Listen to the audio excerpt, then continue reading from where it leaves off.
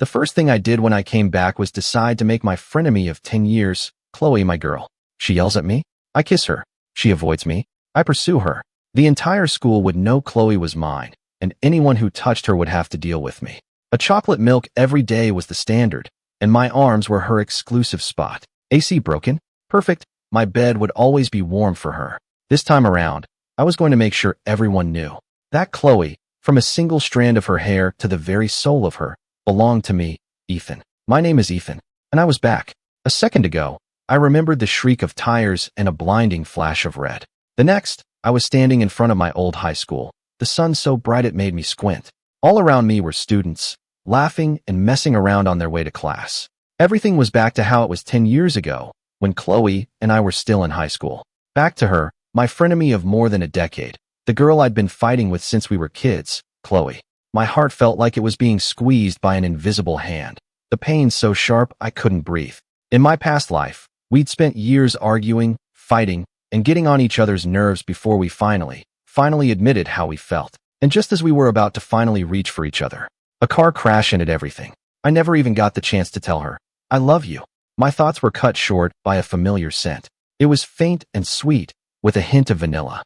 I whipped my head around, and I saw her, Chloe, standing just a few feet away. She was wearing a knee-length skirt that showed off her calves. The sunlight caught her just right, giving her a soft glow. She looked exactly as I remembered, vibrant and bold, with that fiery spirit that never backed down.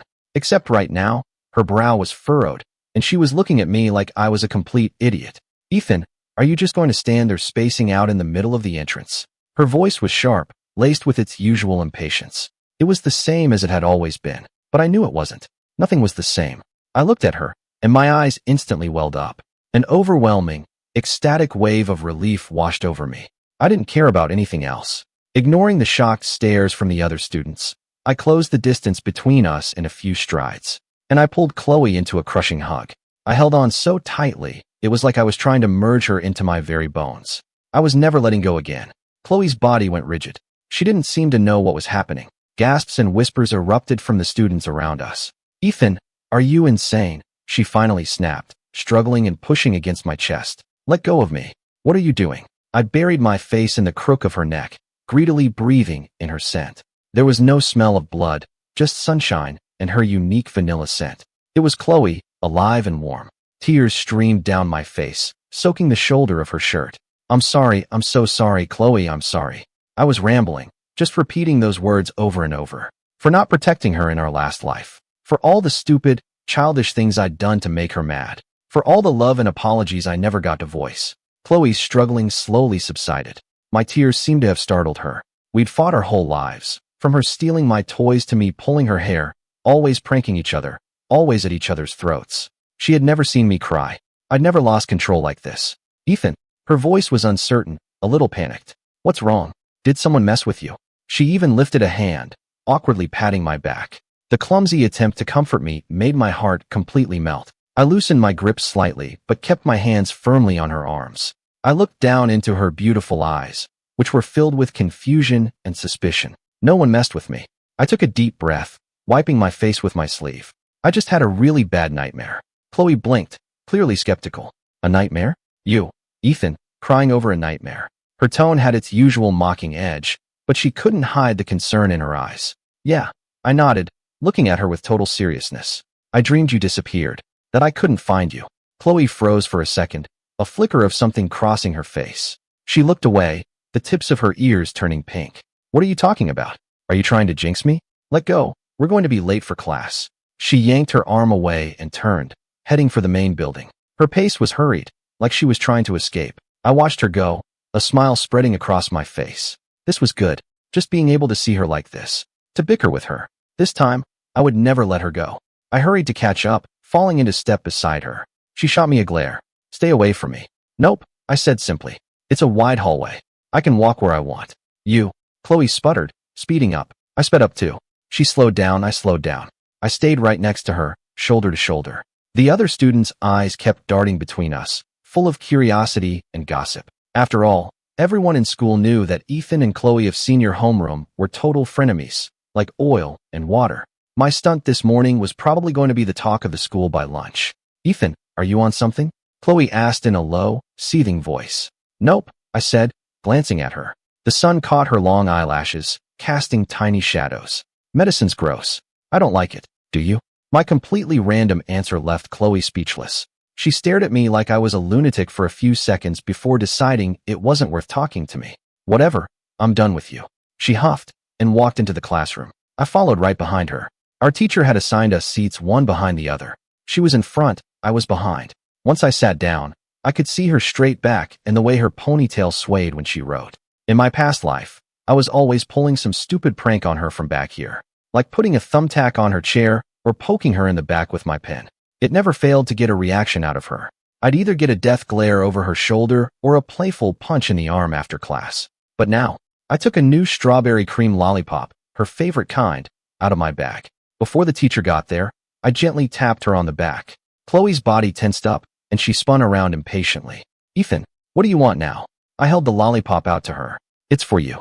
Chloe stared at it, stunned. She looked from the lollipop to my face, her eyes growing even more suspicious. What's this? Is it poisoned? I gave a helpless smile. It's an apology for freaking you out this morning. She eyed me and the lollipop, still suspicious. She was probably trying to figure out what new kind of prank this was. What's your game? She asked, not taking it. I just want to be nicer to you, I said, looking her in the eye, my voice calm and serious. Is that okay? A blush spread across Chloe's cheeks. She snatched the lollipop from my hand and quickly turned away. All I could see was the back of her head, but I knew she was flustered. I could see the tips of her ears were bright red, and she didn't throw it away, either. She slipped it into her desk. The bell rang for class to start, but I couldn't take my eyes off her. My mind kept flashing back to moments from my past life. Not just the tragic end, but also the quiet, sweet moments that were just between us. Like last night, or rather, the last night of my past life. Our parents were both out at a reunion, so no one was home. She'd shown up at my door, hugging a pillow and pretending she got lost. She said the AC in her room was broken and it was too hot to sleep. I knew she was lying, because I had the remote to her AC in my pocket. I'd hidden it earlier, but I didn't call her out on it. I let her in. That night, we lay side by side on my bed, an invisible line drawn right down the middle. At first, we both warned each other not to cross it. But later, after she fell asleep, she rolled right over to my side. Her arms and legs tangled with mine. The scent of her hair, that sweet vanilla smell, filled my senses. I froze, not daring to move a muscle. I could feel the warmth of her body and her steady breathing. In that moment, my heart felt impossibly soft. I thought about how great it would be if we could just stay like that forever. All those years of childish fighting and one-upmanship seemed so meaningless in the face of life and death. The constant arguments I thought would last forever could be silenced so easily by fate. Ethan, the math teacher's exasperated voice cut through from the front of the room. Why don't you answer this problem for us? I snapped out of it and shot to my feet. All eyes in the classroom were on me, including Chloe, who turned slightly, a smirk playing on her lips, ready to watch me fail. I glanced at the problem on the board. It was a functions problem, and for someone who'd already been through college applications and calculus, it was easy. I smoothly laid out the steps and gave the final answer. The math teacher pushed his glasses up, his annoyance replaced by surprise. Well, that's correct. Sit down and try to pay attention. I sat down. Chloe glanced back at me, her eyes wide with disbelief. I just smiled at her. She immediately whipped her head back around, her posture even more rigid than before. The bell finally rang. Chloe shot up from her seat and hurried out of the classroom like she was escaping something. I knew she was heading to the school store for a drink. It was her routine. I followed her. I kept a short distance behind her. When she noticed me, she started walking faster. So I walked faster. I caught up to her on the tree-lined path to the store and fell into step beside her. Chloe, I said. What? She snapped, staring straight ahead. Let's call a truce, I said. Chloe stopped dead in her tracks and stared at me like I had grown a second head. Ethan, you are acting really weird today, she said, looking me up and down. Did I knock your head too hard when we were fighting over your favorite hoodie yesterday? I had to suppress a laugh at the mention of yesterday. We'd gotten into a massive fight in her living room over me getting my dinosaur print hoodie back. It had been pretty epic. The way she'd looked then, all fierce and determined, was a sharp contrast to the wary, confused girl in front of me now. Maybe, I said, playing along. So you have to take responsibility. Responsibility for what? She asked, her eyes wide. For being nicer to me, I said, stepping closer and lowering my voice. For example, from now on, I'm the only one who gets to steal your favorite hoodie. You can't steal mine. The way I said it sounded a little suggestive. Chloe's face instantly turned bright red. She was so flustered she raised a hand to hit me. Ethan, you're shameless. I easily caught her wrist. Her wrist was thin, her skin soft and warm. The second I touched her, she tried to pull away like she'd been burned. But I held on tight. Let go, she hissed, glaring at me. A few other students were starting to stare and whisper, looking at her flushed cheeks and darting eyes. A crazy, possessive urge to claim her as mine surged through me. I remembered the feeling of her body growing cold in my arms. I remembered the soul-crushing panic I felt when I woke up this time. I couldn't lose her again. No matter what it took, I had to keep her by my side. I tightened my grip, pulling her a little closer. Ignoring her struggles and the stares, I leaned in close to her ear and whispered, so only she could hear. Listen to me, Chloe. From now on, you're mine. Every stupid little thing is mine to have. I'm the only one who gets to steal your blanket. And if you have a nightmare, my room is the only one you're allowed to sneak into. Got it. My words seemed to physically burn her. She ripped her hand away and stumbled back a few steps. Her face was as red as a tomato. Ethan, what the hell are you talking about? Her voice was trembling with panic, her eyes darting everywhere but at me. Who says I'm yours? And who wants to sneak into your room? You're unbelievable. With that, she practically fled, running toward the school store. She ran like something was chasing her. I watched her go and let out a low chuckle. My heart was pounding. Those words had just tumbled out of me. They were fueled by the lingering fear for my second chance and a fierce, possessive need to keep what I'd gotten back. I knew it was too soon to say all that. It would scare her off, but I didn't regret it. This life, I was going to make my intentions perfectly clear. The stares from the other students were now even more intense. I ignored their curious looks and casually followed her. When I got to the store, I saw her pressing a cold bottle of water to her flushed cheeks.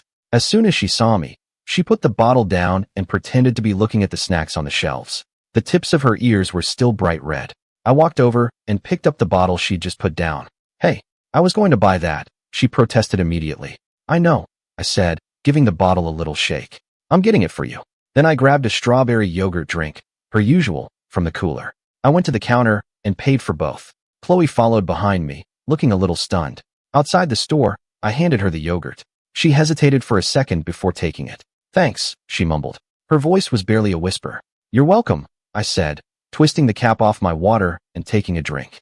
The cold water soothed the frantic energy inside me. We walked back toward the main building side by side. The silence between us was a little strange. It wasn't like before, when we'd either be arguing or pointedly ignoring each other. This new quiet felt like something was brewing just under the surface. That nightmare you had this morning, she started, her voice soft. Was it really that bad? I glanced over at her.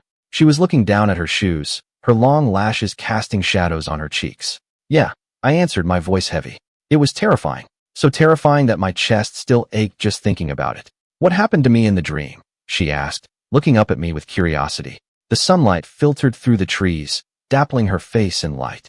I looked at her, so full of life, and swallowed the words I wanted to say. I couldn't tell her I dreamed she died in my arms. It would completely freak her out. I dreamed that you. I paused, trying to find a lighter way to put it. Gained so much weight I couldn't pick you up anymore. Chloe stared at me for a second, then stomped her foot in anger. Ethan, go to hell. She raised her yogurt as if she was going to throw it at me. I laughed and dodged out of the way.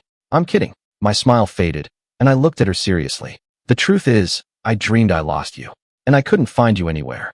Chloe slowly lowered her hand. She looked at me, her expression unreadable. She seemed to be searching my face for any sign that I was joking, but I wasn't. My expression was serious, maybe even with a hint of a sadness she'd never seen in me before. She bit her lip and turned away. Idiot. I'm not a kid. I'm not going to get lost. Her tone was still sharp, but the edge was gone. Yeah, I said softly. So I'll have to keep a closer eye on you from now on. Chloe didn't say anything else, but her fingers tightened around the yogurt bottle, and a faint blush crept up the back of her neck. During our afternoon classes, the tension between us seemed to have eased considerably. She didn't immediately whip around to glare at me if I accidentally bumped her chair. When I asked to borrow an eraser, she just passed it back without a word. She still wasn't talking to me, but even that small change was enough to make our classmates stare. The final bell rang. Everyone started packing up their bags. I packed my bag slowly, my eyes fixed on Chloe. Our families lived right across the hall from each other. We'd always walked to and from school together, our whole lives. Even if we usually walked on opposite sides of the street, or spent the whole time insulting each other. But today, I wanted to walk with her. Chloe finished packing, stood up, and glanced back at me, still taking my time. Her lips parted like she was about to say something. But in the end, she said nothing, just turned and walked out of the classroom alone.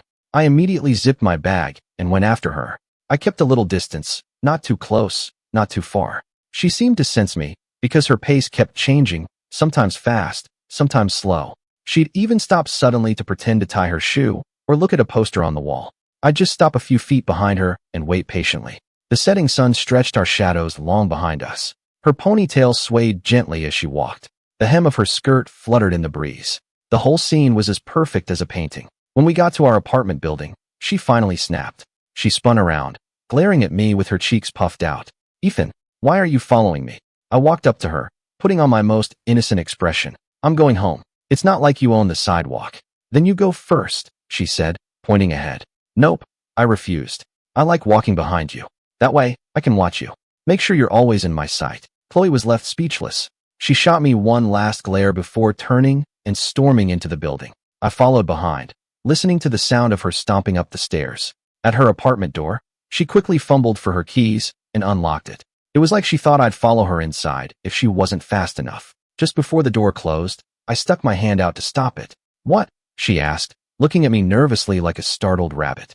I pulled a small box out of my bag, a tiramisu from that bakery she loves. I held it out to her. "For you."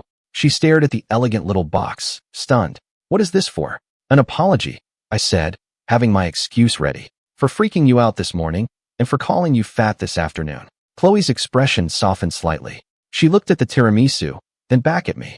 I could see the struggle in her eyes. In the end, the temptation of dessert won out over her suspicion. She quickly took the box, muttering, "I guess you have a conscience after all." Then she slammed the door in my face. I stood in the hallway, looking at her closed door, and smiled.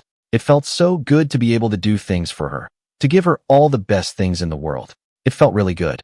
I went back to my own apartment, which was empty. My parents were working late and wouldn't be back for a while. I dropped my bag and walked out onto the balcony. Chloe's room was directly across from mine. Her curtains weren't fully closed, and I could see her sitting at her desk. It looked like she was opening the tiramisu. Watching her, my heart felt incredibly soft. At the same time, a powerful longing washed over me. I wanted to be closer to her. I wanted to feel that she was real. I wanted to hear her voice. I went back to my room, grabbed my phone, and opened my iMessage chat with the contact I had saved as Chloe the Terrible. In my past life, our later text history was just a string of insults and arguments. The very last message, from right before the accident, was me asking her to hang out that weekend. She'd replied, "We'll see," followed by a smug-looking emoji. I deleted the obnoxious contact name. I typed in a new one, "My Chloe." Seeing her name like that filled me with an indescribable sense of satisfaction. I typed out a message, "How's the tiramisu?" About a minute later, she replied. It was a single word, "Fine." Even through the screen, I could picture her, chin tilted up, trying to act cool. I couldn't help but smile. I sent another message. "What do you want for breakfast tomorrow? I'll grab it for you." This time, her reply was instant. "Don't." It was followed by an angry face emoji. I kept typing. "Pancakes? Or maybe one of those breakfast burritos from that place by the school you said was good." She replied with a single, annoyed message. "Ethan, what is your deal?" What was my deal? I wanted to make up for everything I failed to give you in our last life. I wanted you to get so used to me being good to you that you couldn't live without it. So you could never leave me. But I couldn't say that. I wrote back, "Just want to be nice to you. Is that a problem?" She didn't reply. For a long time, there was nothing. I walked to the window and looked across at her apartment. The light in her room was still on, but she wasn't at her desk anymore. After a few moments, my phone buzzed. She'd replied, "Whatever." It still had the angry emoji after it, but I smiled. I knew it was her own stubborn way of giving in. "Okay, I'll see you downstairs at 7 tomorrow morning." I sent the message, my heart filled with anticipation for the morning, the first day of my new life. Even though I'd scared her at first, overall, I'd say it was a pretty good start. At least she was starting to accept me getting closer, accepting my gestures. It wasn't like before, when she'd eye anything I gave her with suspicion and ask if it was poisoned or part of some elaborate prank. That night, I lay in bed. The final moments of my past life replayed over and over in my head. The blinding red, her body growing cold. A sharp pain twisted in my chest. I shot up in bed, gasping for air. Cold sweat drenched my hair. The fear of losing her clung to me, a deep, gnawing terror. I grabbed my phone and pulled up her contact. After a moment's hesitation, I hit dial. It rang a few times before she answered.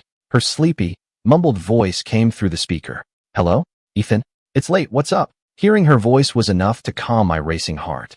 Nothing, I said, my voice a little hoarse. I just wanted to hear your voice. There was a pause on the other end of the line. Then I heard the sound of her shifting, like she was sitting up. Her voice was clearer now, tinged with annoyance. And, was that a hint of concern? Did you have another nightmare? Yeah, I admitted quietly. It wasn't a lie this time. Chloe sighed on the other end of the line. Ethan, why are you being so dramatic tonight? She sounded annoyed, but she didn't hang up. Maybe, I said. So, can you talk with me for a little bit? No, I'm tired, she refused instantly. But I could hear her rustling around, getting comfortable, not sounding like she was about to hang up. Just for 5 minutes, I said, my voice soft and pleading. I knew she was a sucker for this kind of thing. Sure enough, she was quiet for a few seconds. Then, she reluctantly agreed. 5 minutes, max. Then I'm hanging up. Okay. I leaned back against my headboard, just listening to the sound of her soft breathing. It was like the shattered landscape inside me was slowly being pieced back together. We didn't really talk about anything. Mostly we were just quiet. I'd occasionally ask if she was asleep yet, and she'd snap back, almost. But even that simple, boring call, it made me feel a sense of peace I hadn't felt in a lifetime. After 5 minutes, I was the one to speak up. Time's up. You should sleep. Chloe seemed surprised. Oh, okay. I'm hanging up then. Okay. Good night, Chloe. I used her name in a way I never got the chance to in my past life. The other end of the line went completely silent. After a few seconds, I heard her practically sputtering. Don't call me that. Then she slammed the phone down. Listening to the dial tone, I couldn't help but smile.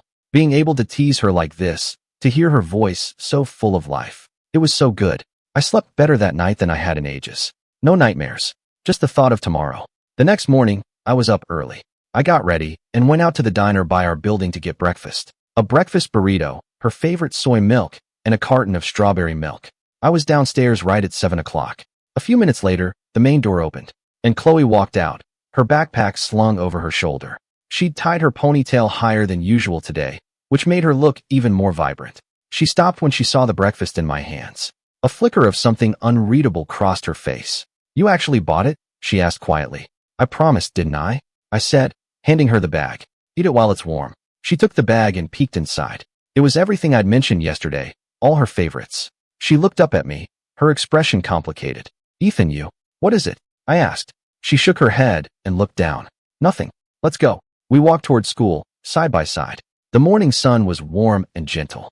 The sidewalks were filled with people heading to work and other students on their way to school. This time, we weren't walking one in front of the other. We were walking together. She took small bites of her burrito while I held her drink. Every so often, a classmate we knew would walk by, their face a mask of shock at seeing us together. Chloe's face flushed, and she started eating a little faster. Slow down, you're going to choke, I said, handing her the drink. She took it, had a sip, and snuck a glance at me. Ethan, you've been acting so weird the last couple of days. Weird how? It's just, you're like a different person, she said, frowning as she tried to find the right words. You used to just annoy me and steal my stuff. Now, all I want is to be good to you, to give you the entire world. Now what? I asked, feigning ignorance. She shot me a glare and turned away. Now you're even more annoying. With that, she sped up and walked ahead of me. But I could see the corner of her mouth twitch into a tiny smile, like a cat that got the cream. It was so cute it made my heart ache. I hurried to catch up. I watched the way her ponytail bounced as she walked. I watched the sunlight on her perfect profile. My heart was filled to the brim with a feeling of pure contentment. This was why I came back. To protect her. To make sure she always stayed this vibrant and bright. My Chloe. In this life, you can only be mine. When we got to the familiar alley near the school, Chloe suddenly stopped and stuffed her empty food container and cup into the trash bag I was holding. The blush on her cheeks hadn't completely faded yet. You go on ahead. Her tone was stiff, almost like an order. I was confused for a second, and then I got it. She was worried that if we walked into class together, it would cause even more gossip. My hug yesterday had probably already sent the entire grade into a frenzy. Showing up together today would just add fuel to the fire. She was easily embarrassed. I looked at the tips of her ears, which were turning red again, and felt a wave of both amusement and affection. Okay, I nodded, not calling her out. What about you? I'm, going to the school store to get something, she said, her eyes darting away. Okay, I said, trying not to laugh. I'll see you in class. I took the trash and headed into the building by myself. I could feel her eyes on my back the whole time. Her gaze didn't leave me until I turned the corner into the main hall. When I got back to the classroom, I was, as expected, met with a flurry of knowing looks and whispers. Ethan, my man. A hug yesterday. Bringing her breakfast today? My desk mate, Josh, nudged me with his elbow, wiggling his eyebrows. Things are moving fast. I just smiled, not confirming or denying anything. I threw out the trash and sat down. My eyes landed on the empty seat in front of me. I felt a pang of emptiness. We'd only been apart for a few minutes, but I already missed her. This kind of clingy feeling was something my past self could never have imagined. Back then, all I thought about was the fun of fighting with her. Now I knew that just being able to think about her, to worry about her, was its own kind of happiness. Just before the bell for homeroom rang, Chloe slipped in through the back door. She kept her head down, walking quickly to her desk. Her back was ramrod straight, as if she was trying her best to ignore all the stares. First period was English. The classroom was filled with the drone of students reading aloud. I looked at her back and suddenly remembered something from my past life. In the spring of our senior year, she'd bombed an English practice test because she had a really bad cold. The English teacher called her out in front of the whole class, and her eyes got red, but she was too stubborn to cry. After school that day, she went to the field behind the school to cry by herself. I was the one who found her, and at the time, I'd made fun of her, calling her a crybaby. It made her so mad, she chased me for 2 blocks trying to hit me. Thinking about it now, I was such an idiot. I'd wanted to comfort her, but I went about it in the worst possible way. Just then, the English teacher walked in holding a stack of papers. Okay, class, settle down. The classroom immediately went quiet. I have the results from last week's practice test. Overall, there was some improvement, but a few of you. The teacher's eyes swept across the room. My heart clenched. I remembered. This was it. Chloe had stayed up all night reading a novel, so she'd been exhausted during the test and messed up a huge chunk of the reading comprehension section. And sure enough, the teacher started reading out the scores. Chloe, a C-. For Chloe, who was usually a solid B student, that score was a disaster. I saw her shoulders slump just a little. The teacher paused when he got to her desk to hand back her test. Chloe, what happened here? You missed half the reading comprehension. Were you up all night reading novels again? The teacher's voice was full of disappointment. Chloe kept her head down, her fingers clenched around the edge of her test paper. I could see the back of her neck turning red. It wasn't from shyness, it was from humiliation. A few quiet whispers started up around the room. I knew how awful she must feel. She was proud, especially when it came to her grades. I could just picture her biting her lip, trying not to look upset. My heart ached for her. Just as the teacher was about to walk away, I raised my hand. Sir. The entire class, including Chloe, turned to look at me in surprise. The English teacher looked at me, confused. Ethan, what is it? I stood up and said calmly. Sir, a few of us were talking, and we thought some of the questions on the reading comprehension section were a little ambiguous. We felt like there could have been more than one right answer. It was a half-truth. The questions were tricky, but they weren't actually ambiguous. The teacher paused, pushing up his glasses. Oh, which questions were those? Explain. I walked to the front of the class, picked up a piece of chalk, and wrote the numbers of the questions Chloe had gotten wrong. Then I started breaking down the questions, pointing out where the wording was confusing. My English grade was always one of my best, and I usually aced the reading comprehension sections. So, as I explained, the teacher nodded along. You make a good point, Ethan. These questions aren't as clear as they could be. The teacher's expression softened, and he looked over at Chloe. In that case, Chloe, your mistakes on these questions are understandable. Just be more careful next time to eliminate the tricky answer choices. Chloe looked up, her expression shifting from miserable to confused as she looked from the teacher to me. Her eyes were filled with surprise and a flicker of what looked like gratitude. I went back to my seat and gave her a quick wink. She immediately looked down, but I saw the tension leave her shoulders, and the corner of her mouth twitched into a tiny smile. The bell for the end of class rang. The second the teacher was out the door, Chloe turned around in her seat. She put my English textbook on my desk. Her voice was still a little stiff, but her eyes were much softer. Hey, thanks for that. No problem, I said. It was nothing. She bit her lip, then asked quietly, how did you know which ones I got wrong? I smiled and pointed to my eyes. I've got good eyesight. I saw when he was handing them back. It was a total lie, of course. I remembered it because I remembered how upset she'd been, and I remembered exactly which questions she'd missed. Chloe seemed to buy it. She just said, oh, and didn't press it. But the way she looked at me after that was different. During the mid-morning break, the whole school was gathered out on the field. The sun was pretty intense, enough to make you dizzy. I was standing a little behind Chloe, so I had a clear view of her. She looked a little sick. Her face was pale, and her movements were sluggish. I remembered then that she had low blood sugar and couldn't be out in the sun for too long. In the past, I would have definitely made fun of her for being so delicate. But now, when we broke for free time, I quickly walked over to her. I pulled a strawberry hard candy out of my pocket and pressed it into her hand. Here. Chloe looked at the candy in her palm, surprised. What now? You don't look so good, I said, gesturing to her face. You're a little pale. She touched her cheek, her eyes darting away. I'm fine. She didn't even finish the sentence before she swayed on her feet. I instinctively reached out and grabbed her arm to steady her. Still fine, I asked, my voice sharp with worry. Is it your blood sugar? She leaned against my arm, breathing a little heavily, a fine sheen of sweat on her forehead. This time, she didn't immediately push me away.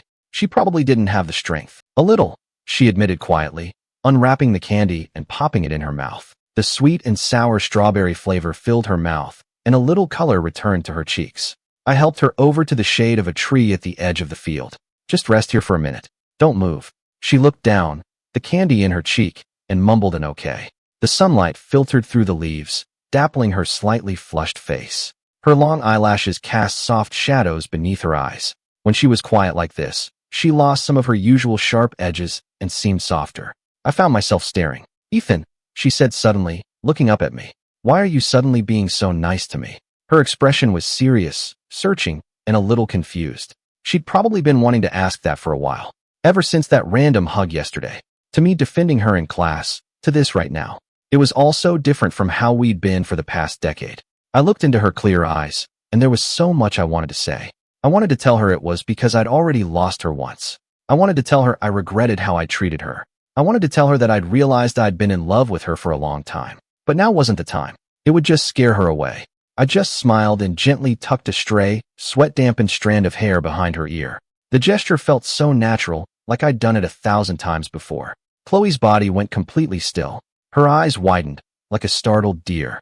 A blush crept up her neck. Because, I said, my voice low, I suddenly realized that after giving you a hard time for 10 years, I kind of feel bad about it. So I want to make up for it. It was a plausible enough excuse. Chloe blinked, the blush on her cheeks deepening. She ducked her head, her voice a barely audible whisper. Who asked you to make it up to me? But there was no real anger in her voice. In fact, it sounded almost shy. My heart felt like it had been brushed by a feather, light and soft. The whistle blew, signaling the end of the break. Students started heading back to class. Chloe stood up, stretching her arms and legs. I'm feeling better. Let's go. We walked back to the main building together. This time, she didn't try to keep her distance. The sun was still hot, but a cool breeze rustled through the trees. It stirred the ends of her hair, and it stirred my heart. The last period of the day was study hall. The classroom was quiet except for the scratching of pens on paper. I was working on a math problem when a small, wadded-up piece of paper flew from ahead of me and landed perfectly on my notebook. I froze for a second, then looked up. Chloe's back was perfectly straight, as if nothing had happened, but I could see the tips of her ears were red. I smiled to myself as I carefully unfolded the note. Her neat handwriting was on it, a little rushed, like she'd been nervous when she wrote it. My parents aren't home tonight, and I think my AC is broken again. She'd drawn a little sad face at the end. My heart leaped. I looked up at her. She was still looking down, pretending to be doing her work. But her knuckles were white where she was gripping her pen. She was nervous. She was waiting for my reply. I thought back to that night in my past life, the one where she'd gotten lost and ended up in my room. My heart started to beat faster. I grabbed my pen and quickly scribbled a reply on the back. I crumpled it up and, when no one was looking, gently tossed it back onto her desk. She flinched slightly. After a moment, she casually picked it up and unfolded it under her desk. I saw her shoulders tremble slightly. Then she clutched the note tightly in her hand and ducked her head even lower. Her ears were so red they looked like they were on fire. What I had written on the note was, "Okay, my door is always open for you." The final bell felt like a starting gun. Chloe started packing her bag almost instantly, her movements quick and flustered.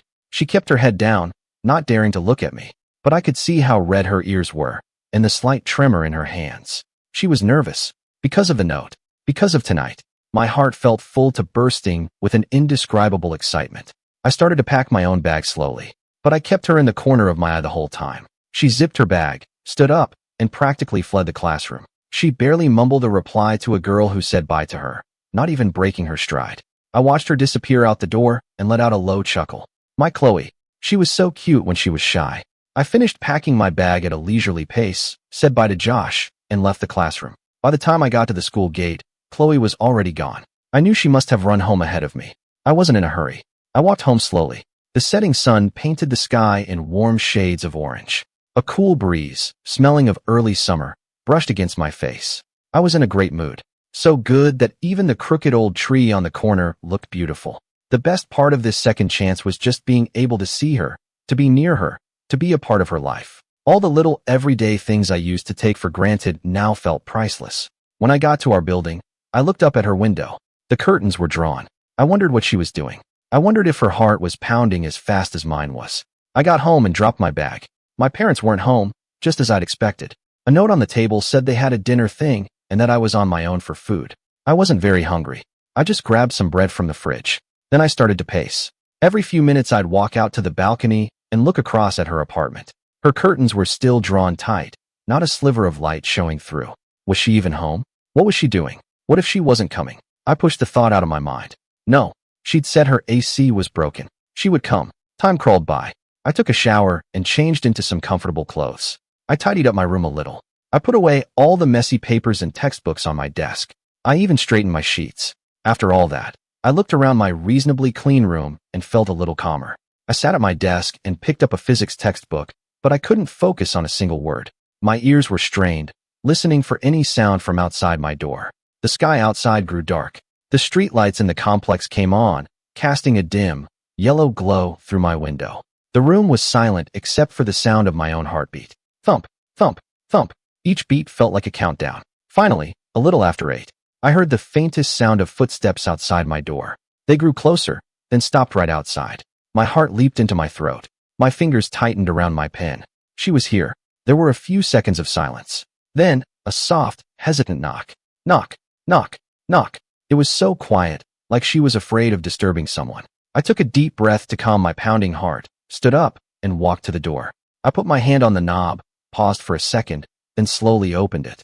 The door swung open, and there was Chloe, standing in the hallway, clutching a pillow with little flowers on it. She was wearing a pair of light pink pajamas, her hair pulled back loosely, a few strands escaping to frame her face. She smelled fresh from the shower, a clean scent mixed with her usual hint of vanilla.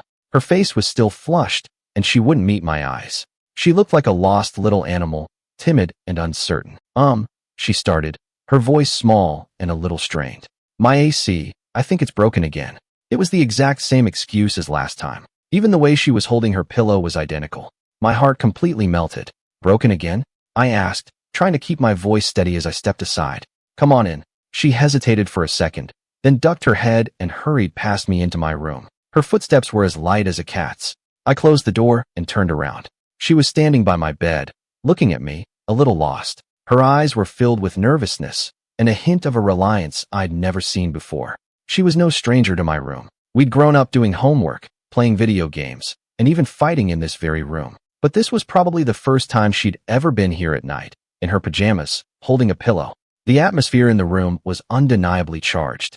It's really hot, she said, as if she needed to reinforce her excuse, fanning her face with her hand. I watched her flushed cheeks and the way her eyelashes fluttered nervously, and my heart did a little flip. Yeah, I know, I said, walking over and opening the window a little wider to let in the night air. You can sit down, I said, gesturing to my bed. She hesitated, then sat down on the edge of the bed, still clutching her pillow. Her posture was stiff. I pulled my desk chair over and sat down across from her. We were only a few feet apart. I could clearly smell her scent. Silence stretched between us. It was a little awkward, but it was also filled with a nervous, electric energy. So what were you doing? She asked, making small talk, her eyes landing on my desk. Homework, I said, pointing to the open physics textbook. Oh, she said, and then fell silent again. She started unconsciously picking at the floral pattern on her pillow. In the lamplight, the curve of her cheek was soft, her neck long and pale. She looked like a delicate porcelain doll. I could almost hear my own heart pounding in my chest. So, she said suddenly, looking up as if she'd made a decision. Where am I sleeping? She looked like she was marching to her doom, as if I was going to do something to her, not just offer her a place to sleep. I couldn't resist teasing her a little. Where do you want to sleep? I asked, a small smile playing on my lips. Her face instantly turned beet red. Obviously, you're sleeping on the floor. I get the bed, she said immediately, clutching her pillow like a shield. It was the exact same conversation we'd had in our past life. Watching her, so obviously flustered but trying so hard to act tough, made my heart melt. Okay, I agreed easily. You take the bed, I'll take the floor. She seemed surprised that I agreed so quickly. Was that a flicker of disappointment in her eyes? It was gone in an instant, but I saw it. I smiled to myself. She never said what she really meant. I got up and pulled a spare blanket and pillow from my closet and started making a bed for myself on the floor. She sat on the edge of the bed, clutching her pillow, and watched me. Her eyes followed my every move. Ethan, she said softly. Yeah, I answered, still making the bed. Are you really okay? She asked, her voice full of genuine concern. You've just been acting so weird. I paused what I was doing. I looked up at her. She was watching me seriously, her brow furrowed. The lamplight reflected in her eyes. Weird how? I asked. You're being too nice to me, she said, her voice getting quieter. It's so nice that I'm not used to it. My heart gave a painful squeeze. It was a bittersweet feeling, full of a deep tenderness for her. To think that me just being nice to her was enough to make her feel unsettled. What a complete jerk I must have been in my past life. I put down the pillow I was holding, walked over to her, and crouched down. From this angle, I had to look up to meet her eyes. My sudden closeness startled her, and she instinctively shrank back. Her eyes were wide with alarm and confusion. Chloe, I said, my voice serious as I looked into her eyes. Is it supposed to be normal for me to be mean to you? She stared at me, stunned. She blinked, like she didn't understand what I was saying. The way I used to be, stealing your stuff, fighting with you, making you mad, I said slowly. That's what was wrong. Right now, this is how it should be. So you don't have to feel weird about it. From now on, I'm always going to be like this. Even better. I said each word slowly and clearly. It felt like I was making a solemn vow. Chloe stared at me, her expression blank. Her eyes were wide, my reflection captured in them. Her cheeks grew redder, and her breathing seemed to quicken. After a few seconds, she seemed to snap out of it. She whipped her head around, avoiding my eyes. Who asked you to be nice to me all the time? Her voice was a trembling whisper, but she couldn't stop the small smile from forming on her lips. Like a kid who'd just snuck a piece of candy. She was so cute I wanted to kiss her right then and there. I fought back the urge and stood up. Okay, the bed's made. Are you ready to sleep? She nodded, still not looking at me. Then, turn off the light. Okay.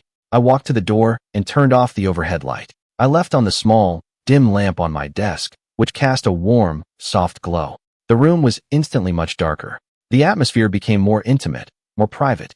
I could hear the soft rustle of her climbing into bed and pulling up the covers. It sounded like a little animal making a nest. I lay down on my makeshift bed on the floor. From just a few feet away, I could feel the warmth radiating from her, could smell her scent.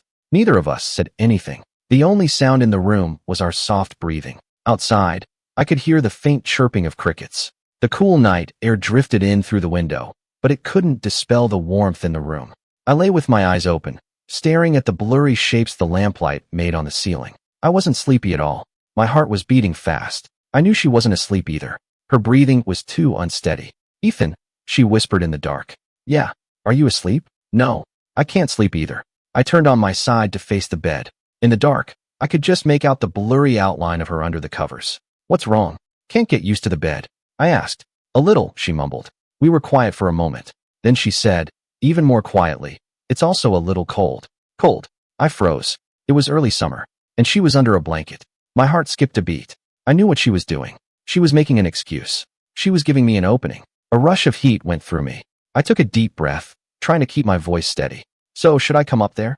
The question made my own heart skip a beat. The shape on the bed went still. After a few seconds, I heard her reply, a tiny whisper. Whatever. Those two words were all the invitation I needed. I scrambled up from the floor, moving so fast I was clumsy. I lifted the corner of her blanket and slid in beside her. It wasn't a big bed. The space between us disappeared instantly. We were so close I could feel the heat from her body. So close I could smell the clean scent of her hair and that vanilla smell that always made my heart race. Her body was tense, completely still. She was barely breathing. I could feel how nervous she was. So was I? My arm brushed against hers. The second our skin touched, we both flinched as if we'd been zapped by static electricity. Don't get so close, she said, her voice trembling as she tried to inch away. It's a small bed, I said, but her shy reaction made my heart feel warm. She didn't say anything else, but she didn't move any further away. We just lay there, side by side, with a tiny bit of space between us. Like two sardines packed in a can. The silence returned. But this time it wasn't awkward. It was thick with a sweet, heavy tension. It felt like the air around us had turned to honey. I don't know how much time passed. I felt her shift beside me. She'd turned over to face me. I could feel her looking at me. It was an intense, searching look. "Ethan," she whispered. "Yeah, what you said yesterday, were you serious? About what?" "You know," she said, her voice getting quieter. "The part where you said I was yours." My heart hammered in my chest. She'd remembered. In the dark, I turned to meet her eyes, which seemed to shimmer in the faint light. I said without hesitation, my voice low and firm.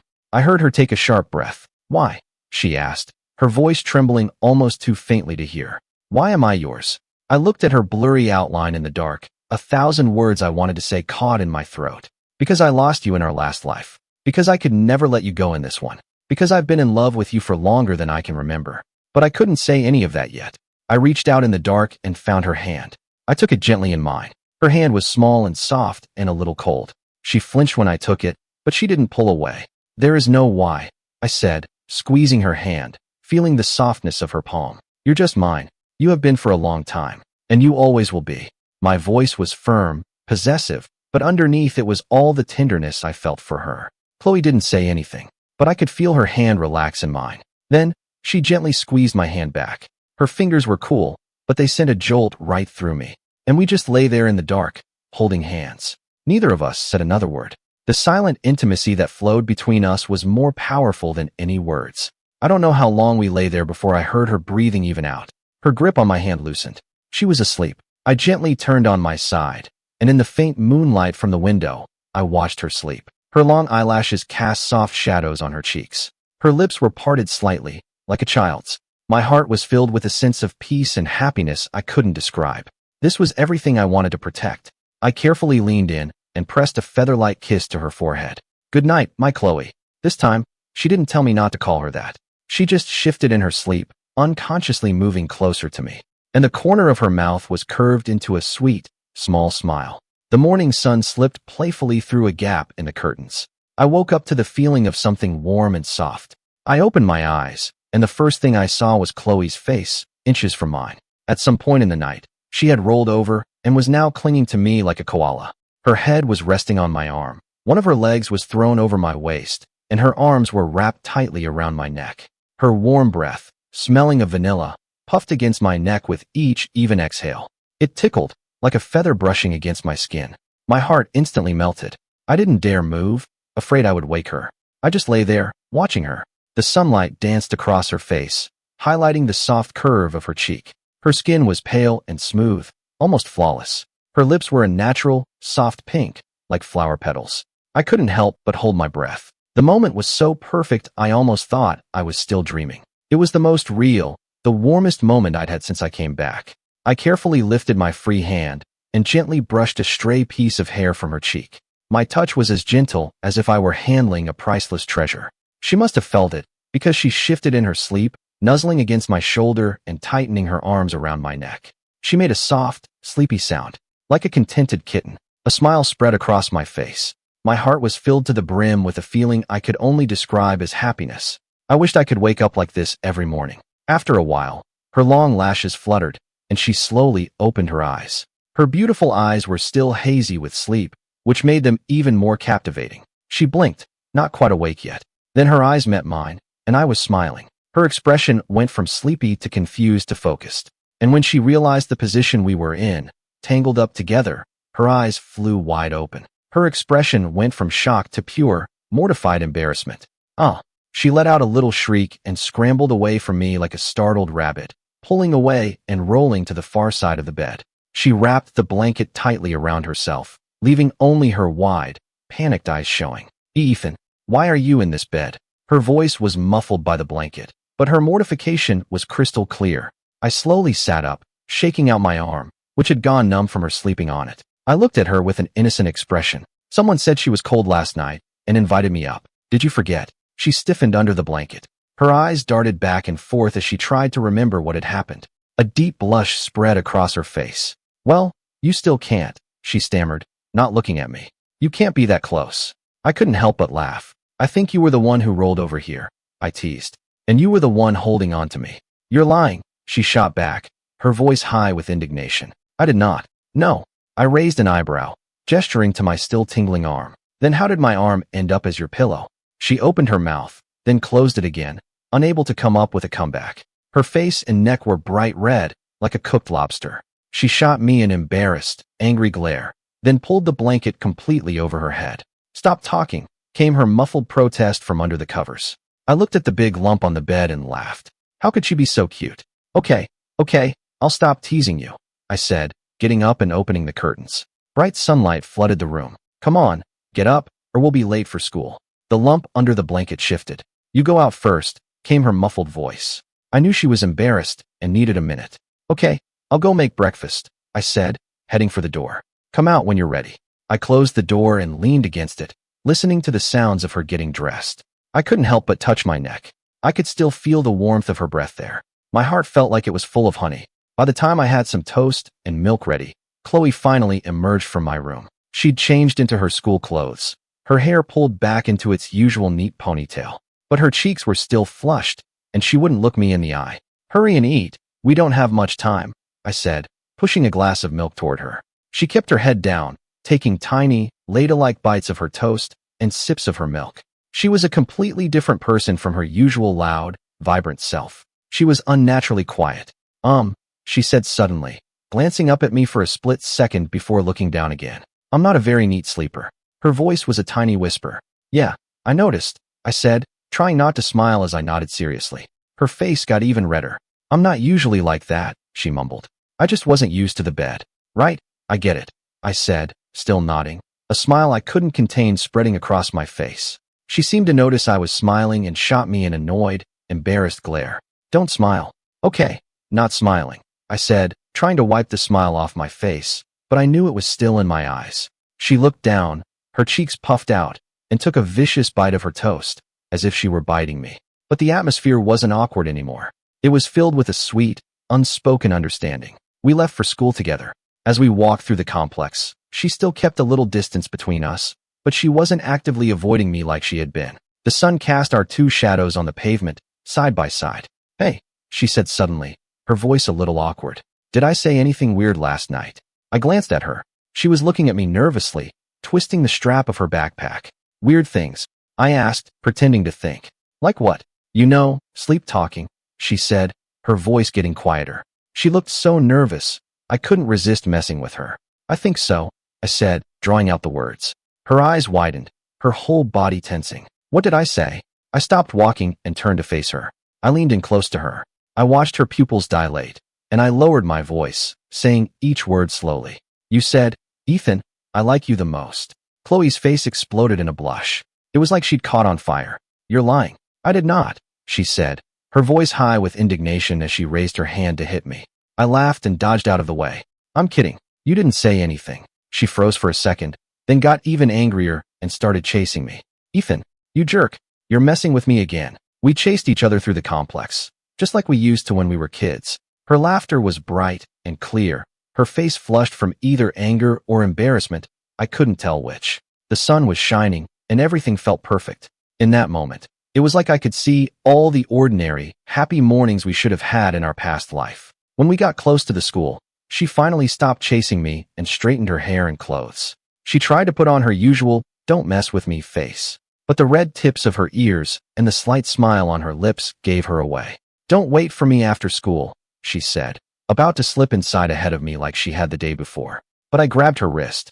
Wait. She looked back at me, confused. I pulled a carton of strawberry milk, which I'd warmed up that morning, out of my bag and pushed it into her hand. Drink it during break, I said, my voice casual. For energy. She looked at the milk, then back at me, her expression unreadable. Ethan, what about me? I asked, raising an eyebrow. She bit her lip like she wanted to say something, but in the end, she just mumbled, nothing. Then she pulled her hand away and hurried through the school gates, her head down. This time, she didn't call me annoying. I watched her go, then followed, a happy feeling spreading through me. I knew she was slowly getting used to me being nice to her, getting used to me being close, getting used to me being possessive. It was like boiling a frog in lukewarm water. I was going to let her slowly sink into the warm, gentle net I was weaving for her, until she could never escape. During homeroom, I saw her sneak a look at the note I'd given her, the one that said, "My door is always open for you." She pulled it carefully out of her pencil case. Then she quickly stuffed it back in, like she'd been caught doing something wrong. Her cheeks were a little pink. I was in an incredibly good mood. Even when Josh came over to gossip, asking, "So, how's it going, man?" I saw Chloe's neck was all red yesterday. I didn't push him away like I normally would have. I just gave him a mysterious smile. Getting there, Josh's eyes went wide, and he gave me a thumbs up. Nice. During the break, I saw Chloe take out the strawberry milk, stick a straw in it, and take small sips. There was a tiny, almost unnoticeable smile on her face. The sun shone on her, and she looked impossibly beautiful. A few guys from another class walked by our classroom, and their eyes were immediately drawn to her. They started whispering to each other. My expression immediately turned cold. A fierce wave of possessiveness washed over me. My Chloe, how dare any other guy look at her like that? I stood up, walked over to her desk, and leaned against it casually. I blocked most of their view of her. She looked up at me, confused. "What are you doing?" I leaned down close to her and said, in a voice only she could hear, "Is the milk good?" My sudden closeness made her uncomfortable. She leaned back a little and nodded. "Yeah, I'll bring you a different flavor next time," I said with a smile, then reached out and very naturally brushed a piece of her hair out of her face, even though it wasn't messy. The gesture was so intimate, it was like I'd done it 1,000 times. Every eye in the classroom was suddenly on us. Chloe's face turned bright red, like a ripe apple. She slapped my hand away, her voice a low, embarrassed hiss. "Ethan, what are you doing?" I didn't care. I straightened up and shot a look at the guys at the door, who were staring with their mouths open. My look was a clear warning, a clear claim. The guys saw my look, and they quickly shuffled away. Satisfied, I looked back at Chloe and smiled. "Nothing. Your hair was just a little messy."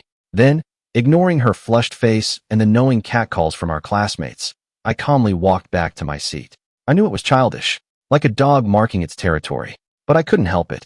After coming back, my possessiveness over her was stronger than it had ever been. She was mine, from head to toe, inside and out. She could only be mine. No one else could even look at her.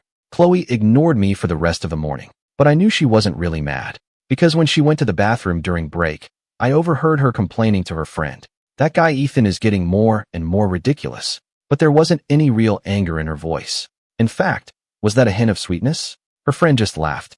"Oh, come on, you love it. Ethan is like the most popular guy in school right now, and he's totally obsessed with you. You should be thrilled." Chloe just huffed and didn't argue. I sat behind them, my head down, trying to hide the huge smile spreading across my face. "Yeah, Chloe, you should be thrilled, because in this life, I'm never letting you go." The final bell rang. Chloe packed her bag quickly, not even glancing at me as she headed for the door. But I could tell she wasn't in as much of a hurry as she had been. She was even walking a little slowly, like she was waiting for someone. I quickly packed my bag, said bye to Josh, and hurried after her. When I got to the school gate, sure enough, she was standing under a tree nearby, pretending to look at her phone. The sunlight filtered through the leaves, dappling her in light. She looked like a perfect picture. I walked over to her, waiting for me. She jumped, startled, and quickly put her phone away, her face hardening. "Who's waiting for you?" "I was just texting someone back." "Oh," I said, not calling her out. "Want to walk home together?" She glanced at me, then turned and started walking home without a word. Her pace was steady. I smiled and fell into step beside her. The setting sun stretched our shadows long, so they intertwined on the pavement, like they would never be separated. "Chloe," I said softly. "What?" she snapped, but she slowed her pace a little. "Tonight," I started, watching her profile tense up. "Is your AC fixed yet?" The back of her neck turned a deep red. Her fingers clenched into a fist. After a few seconds of silence, I heard her mumble, her voice resigned. "I don't think so." Her vague, "I don't think so," sent ripples through my heart.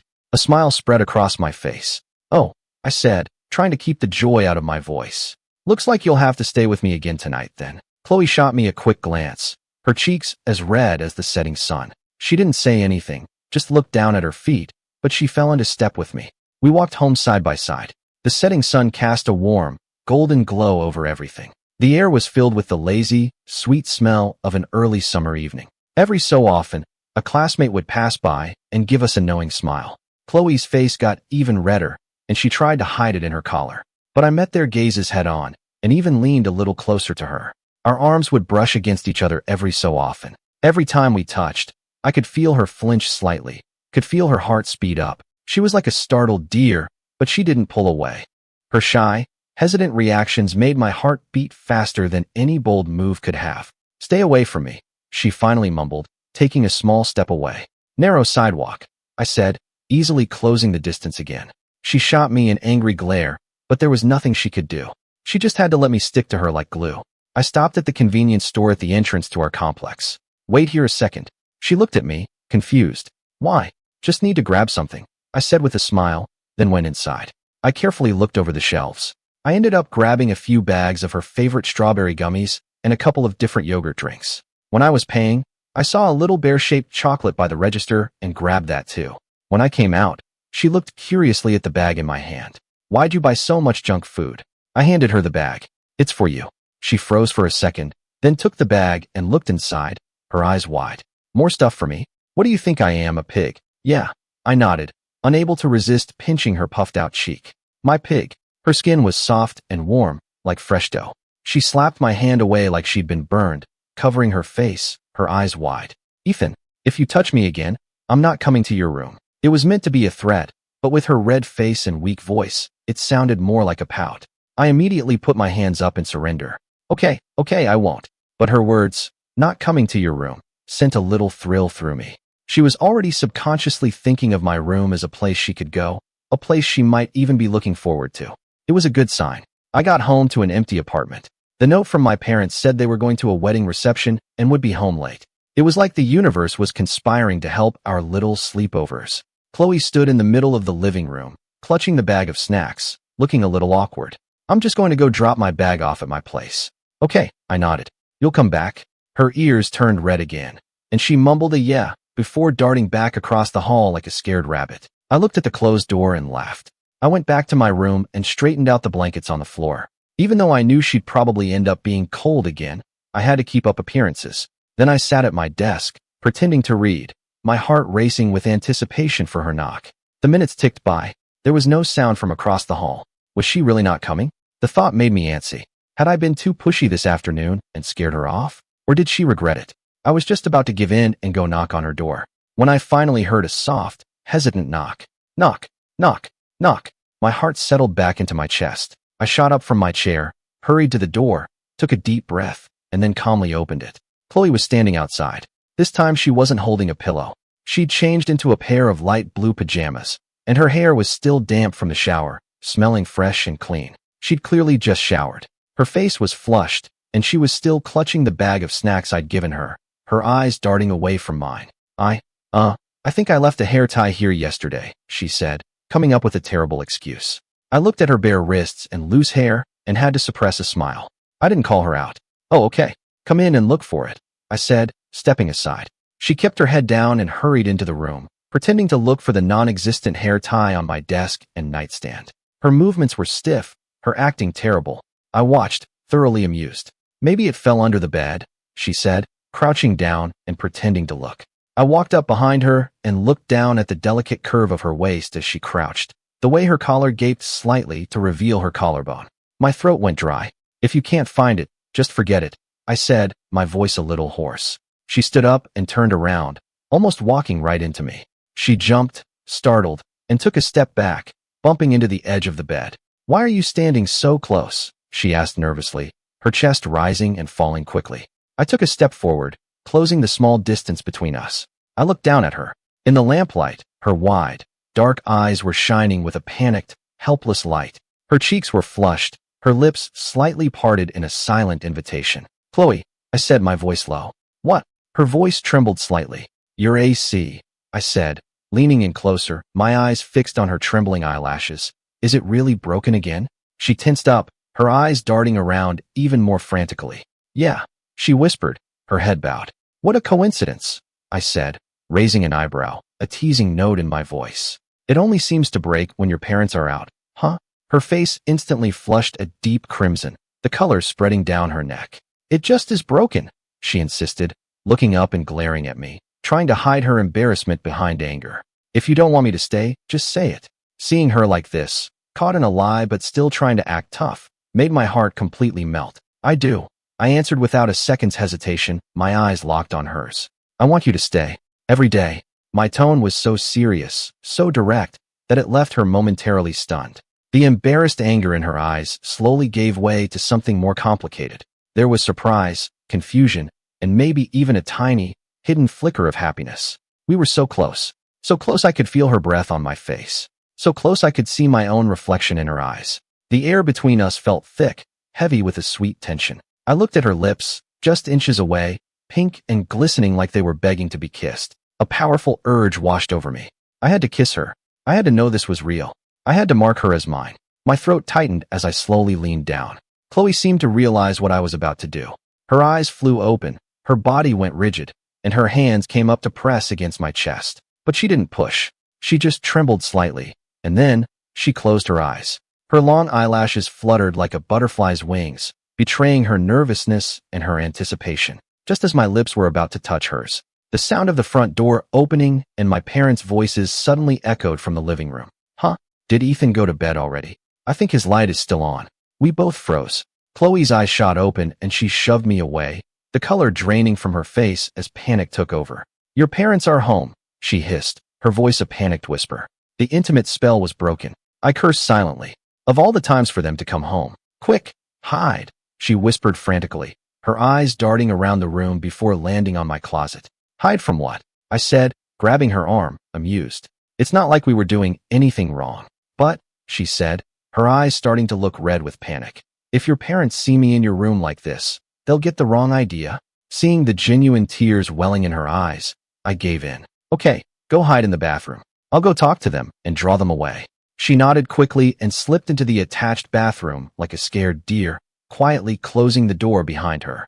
I took a deep breath, smoothed out my clothes, tried to calm my racing heart, and opened my bedroom door. Hey Mom, hey Dad, you're back. My parents were taking off their shoes and looked up, surprised to see me. You're still up, Ethan? Yeah, I was just reading, I said, trying to sound casual. Did you guys eat? We did. The food at the reception was great, my mom said, smiling as she looked me over. You seem to be in a good mood tonight. My heart clenched, but I kept my face neutral. Do I? Maybe it's because I finally figured out that physics problem. My dad clapped me on the shoulder. Don't work too hard. Make sure you get some rest. We're going to get ready for bed. You should too. I watched them head toward their bathroom and breathed a sigh of relief. I quickly slipped back into my room, locking the door behind me. I walked to the bathroom door and knocked softly. Chloe, it's okay. They went to their room. The door opened a crack. Chloe peeked out, her face still pale with fright. Are they really gone? Yeah, I nodded. We're safe for now.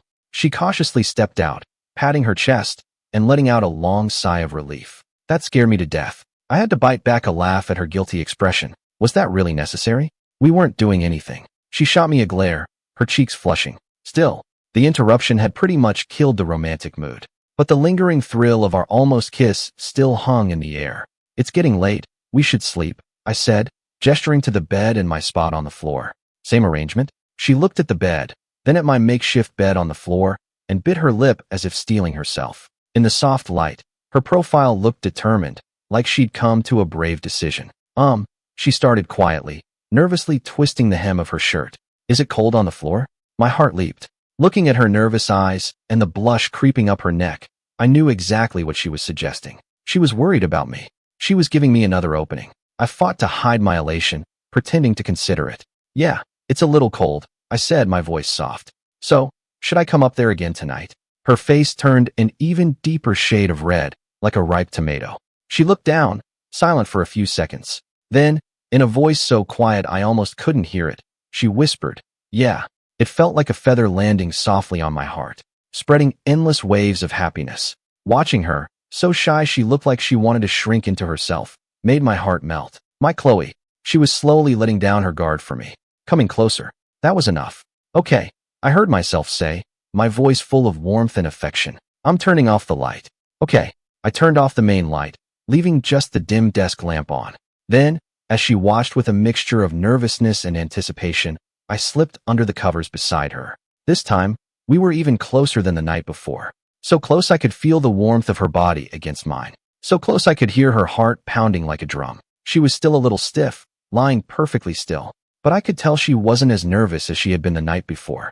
In fact, she was slowly, almost imperceptibly, inching closer to me, little by little, until her arm was pressed gently against mine. Where our skin touched, a little fire seemed to spark, warm and tingly.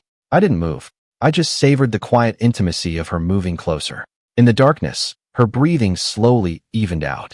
Her unique vanilla and soap scent filled my senses. It was more calming than any sleeping pill. "Ethan," she mumbled, her voice thick with sleep. "Yeah, from now on," she started, her voice barely a whisper.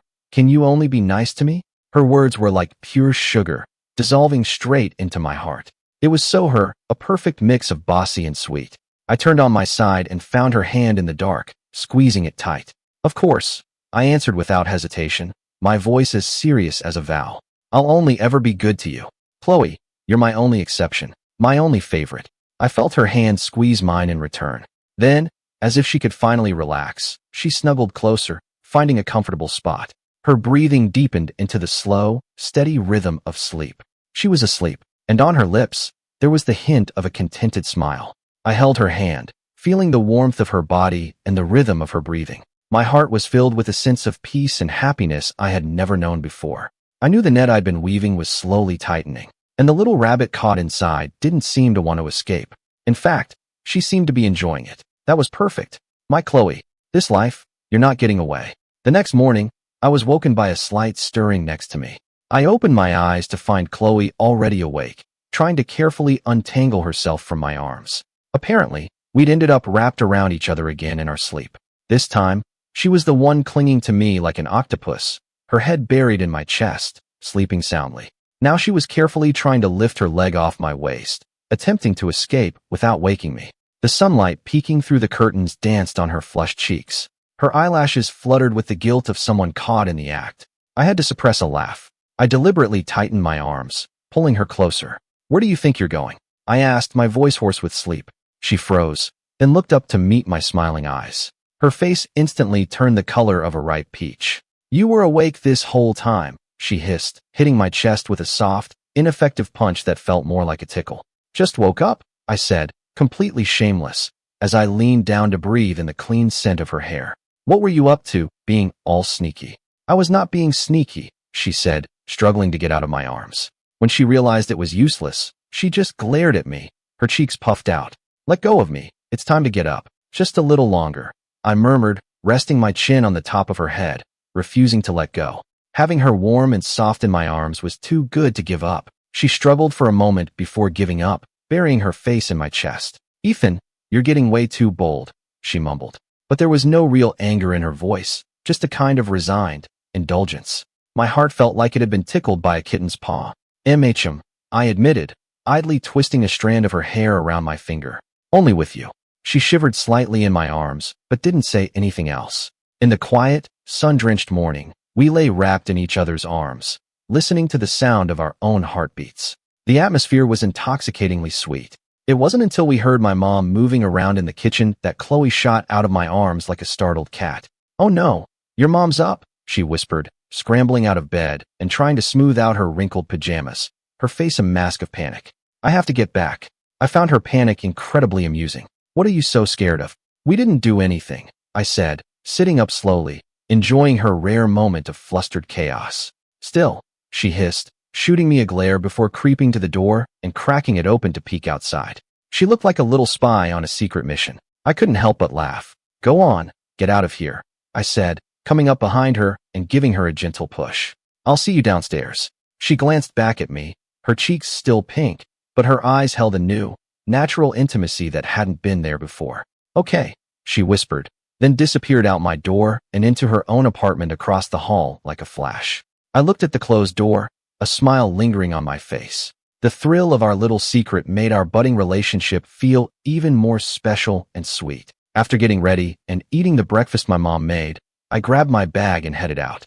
As soon as I got downstairs, I saw Chloe already waiting for me. She'd changed into her school uniform, her ponytail perfectly neat, her face set in its usual cool, aloof expression. But the faint blush on the tips of her ears and the way her eyes darted away when she saw me gave her away.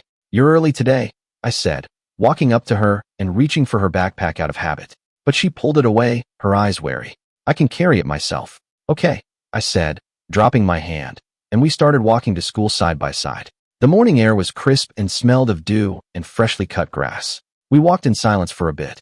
She seemed to still be embarrassed about the morning because she kept her head down. "Hey," I said, bumping her arm with mine. What? She snapped, but she didn't pull away. Next time your AC breaks, I said, my voice serious. You can just come over. You don't need an excuse. She stopped walking and looked up at me, her cheeks flushing. Who said I wanted to go to your room all the time? You're so full of yourself. With that, she sped up and walked ahead of me, her whole posture radiating embarrassed anger. I watched her go and whistled happily. I knew that even though she said no, she didn't really mean it. By the time we got to school, the rumors about me and Chloe had clearly reached a new level. From me fixing her hair in front of everyone yesterday to us showing up at school together this morning, it had all but confirmed that we were dating. When we walked into the classroom, we were met with a barrage of knowing, curious, and even envious looks. Chloe was clearly not used to being the center of attention. She kept her head down, hurried to her seat, and immediately buried her nose in a book, her back ramrod straight. I, on the other hand, didn't mind at all. I took the stairs in stride and even cheerfully greeted a few of my friends. Josh leaned over, wiggling his eyebrows. So it's official? You guys are really together? I just smiled, not confirming or denying anything. I just clapped him on the shoulder. Just focus on your studies, man. Josh scoffed, clearly annoyed with my non-answer, but he didn't press it. In math class that morning, the teacher was explaining a complicated geometry proof. Chloe didn't seem to be getting it. Her brow was furrowed, and she was just doodling on her scratch paper. From my seat behind her, I could see her fidgeting anxiously. When the teacher turned to write on the board, I tore off a piece of paper, quickly scribbled down a simpler way to solve the proof, balled it up, and tossed it perfectly onto her desk. She jumped, shot me a glare, then discreetly unfolded the note. After she read it, her eyes lit up. She nodded thoughtfully and started working out the problem on her own paper. A moment later, a look of understanding dawned on her face, and her shoulders relaxed. She glanced back at me, gave me a quick wink, and a small smile played on her lips. It was like our own secret code. The small interaction made my heart soar. Our little secrets, the things only we knew, were more thrilling than any public display of affection. During the break, her friend Leah finally couldn't take it anymore and pulled Chloe aside to gossip. Chloe, what is going on with you and Ethan? The whole class is saying you're together. Chloe's face immediately flushed, and she wouldn't meet Leah's eyes. Don't be ridiculous. That's not true. Oh, please, Leah said, not buying it for a second. She pointed to the strawberry milk I'd given her that morning. He brings you this every day, and you're telling me nothing's going on. He just does that on his own. Chloe insisted, but her ears were bright red. Oh, on his own, huh? Leah said, her voice teasing. So how come he doesn't bring me anything on his own? Chloe was left speechless. She gave Leah a playful punch, her face flushed. If you don't shut up, I'm not talking to you anymore. I sat behind them, listening to their hushed conversation, watching Chloe's red face and her attempt to look calm, and my heart felt like it was full of honey. My Chloe was so cute, even when she was trying to deny it. At lunch in the cafeteria, I naturally brought my tray over to her table and sat down across from her. She was eating with Leah and a few other girls. When they saw me, they all exchanged knowing smiles. Chloe's face flushed again, and she kicked me lightly under the table, giving me a look that clearly said, "Go away." I pretended not to understand and calmly put the chicken from my plate onto hers. Eat up, you're too skinny. The move earned a collective, suppressed squeal from the other girls at the table, their looks even more knowing than before. Chloe looked at the extra chicken on her plate, her face turning so red it looked like it was about to steam. I have my own, she said, trying to give it back. But I stopped her, my voice firm. I gave it to you. Eat it. She paused, looked at my serious expression, bit her lip, and finally mumbled a thank you before starting to eat it in small bites. Her ears were bright red. Leah watched from the side, clicking her tongue. Wow, you guys are so disgustingly cute. I think I'm gonna be sick. The other girls laughed in agreement. Chloe ducked her head even lower, practically hiding her face in her food. But I was in a great mood. Even the cafeteria food tasted amazing. I knew my blatant, public displays of affection would make her shy and flustered, but it would also get her used to it. Used to me being close, used to me taking care of her, used to the idea of me being her boyfriend. After school, we walked home together as usual. As we passed the small garden by the school, I saw a couple secretly holding hands under a big oak tree. An idea sparked in my mind, and I stopped walking. Chloe looked back at me, confused. What's wrong? I didn't say anything. I just looked at her, then slowly held out my hand. Palm up, a silent invitation. Her eyes fell to my hand, then back up to my face. A blush slowly spread across her cheeks. Her eyes were filled with hesitation, shyness, and a tiny spark of hope. Other students walking home were starting to stare. Her fingers twitched nervously, and her breathing quickened. I waited patiently, my gaze steady and soft. I knew she was fighting an internal battle, torn between her shyness and what she wanted. It felt like an eternity, but it was only a moment. Finally, as if she'd made up her mind, she took a deep breath and quickly placed her hand in mine. Her fingers were cool and trembling slightly. The moment I closed my hand around hers, she tensed up, then completely relaxed. Her cheeks were as red as the sunset, but she met my eyes, and a shy, sweet smile touched her lips. I tightened my fingers, completely enveloping her small, soft hand in mine. A warmth spread from my palm all the way to my heart. "Let's go," I said, my voice so natural it was like we'd done this 1,000 times before. "Okay," she whispered, letting me lead her. We walked hand in hand through the after-school crowd. The sun stretched our shadows long, so they overlapped on the pavement, inseparable. We got all kinds of looks, from surprised to curious to approving. At first, Chloe was a little uncomfortable and tried to pull her hand away, but I held on tight and didn't let her. Slowly, she seemed to get used to it. She even shifted her fingers slightly, lacing them more comfortably with mine. Our palms were pressed together, sharing warmth. I could feel the slight dampness of her palm, could feel her pulse quicken. It was like our hearts were beating in time, a sweet, silent song. In that moment, we didn't need words. Holding hands said more than words ever could. It was a silent declaration that our relationship had entered a new phase, from hesitant, unspoken feelings to a clear, mutual understanding. The walk home seemed shorter than usual. When we got to our building, I still hadn't let go of her hand, and she didn't pull away. It wasn't until we were standing in front of her door that she finally wiggled her fingers. "Well, I'm home." Her voice was soft, laced with a reluctance to leave. I let go of her hand, and looking at her flushed cheeks and shining eyes, my heart melted. "Okay, see you tomorrow." She nodded and took out her keys. Just before she went inside, she turned back, gave me a quick look, and said, her voice as light as a feather, "Tomorrow, I think I want chocolate milk." Then, before I could even react, she slammed the door shut. I stood in the hallway, looking at my empty hand, which still felt warm from her touch, and let out a low laugh. My Chloe. She was finally starting to ask me for things.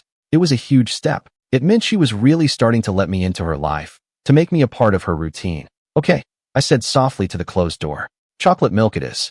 I knew she could hear me on the other side, and I knew she was probably blushing. The next morning, I got up a little early. I went to the coffee shop by our building and bought their new, extra creamy chocolate milk, and I even had them add in some of the strawberry popping pearls she likes. When I got downstairs, Chloe was already waiting. She was wearing a light purple t-shirt today that made her skin look even paler. Her ponytail was high and tight, showing off her smooth forehead and the elegant curve of her neck. Her eyes lit up when she saw the drink in my hand, but she quickly looked away, trying to act casual. But she couldn't hide the small smile playing on her lips. "Here you go," I said, handing it to her with the straw already in. She took it, mumbled a thanks, and took a sip. The rich chocolate flavor filled her mouth, and she closed her eyes in satisfaction, like a happy kitten. "Is it good?" I asked. "MHM," she nodded, taking another sip before asking, "How did you know I wanted the strawberry pearls?" I smiled and gently wiped a little smudge of chocolate from the corner of her mouth. The gesture was natural and intimate. Just a guess. Her face flushed, but she didn't pull away like she used to. She just gave me a playful glare. "Come on, we're going to be late." With that, she turned and started walking towards school, her steps light. I watched her ponytail sway as she walked and happily followed. Naturally, I reached for her hand again. This time, she didn't hesitate. Her slender fingers slipped between mine, and our hands locked together. Our palms were pressed together, warm and solid. We walked hand in hand through the morning streets. The sun filtered through the trees, casting dappled shadows on the sidewalk. A gentle breeze carried the faint scent of flowers. Everything was perfect. "Ethan," she said softly. "Yeah, are we?" she started, her voice a little uncertain. "Dating?" I stopped walking and turned to face her. Her cheeks were a soft pink, and her eyes were shining with a mixture of hope and anxiety. I squeezed her hand and looked at her seriously. "What do you think?" I asked, a smile playing on my lips. She bit her lip and looked down. "How should I know?" she mumbled. "You never officially asked." Her voice was tinged with a hint of complaint. That's when it hit me. I'd been so focused on my actions, on staking my claim, that I'd never actually given her a proper title. My Chloe cared about that. She was waiting for me to make it clear. I felt a wave of both amusement and tenderness. I used my other hand to gently tilt her chin up, so she had to look me in the eye. Chloe, I said, my voice serious. She seemed to sense what was coming. She held her breath, her eyes fixed on mine. I am officially informing you, I said, looking into her clear eyes, speaking each word slowly and distinctly, that from this moment on, you are my girlfriend. This is a one-sided declaration. I'm not accepting any arguments. My tone was its usual brand of bossy, but my eyes were so soft she could have drowned in them. Chloe stared at me, her eyes slowly widening until they looked like they were full of stars. A deep blush spread across her cheeks and down her neck. She opened her mouth as if to say something, but no words came out.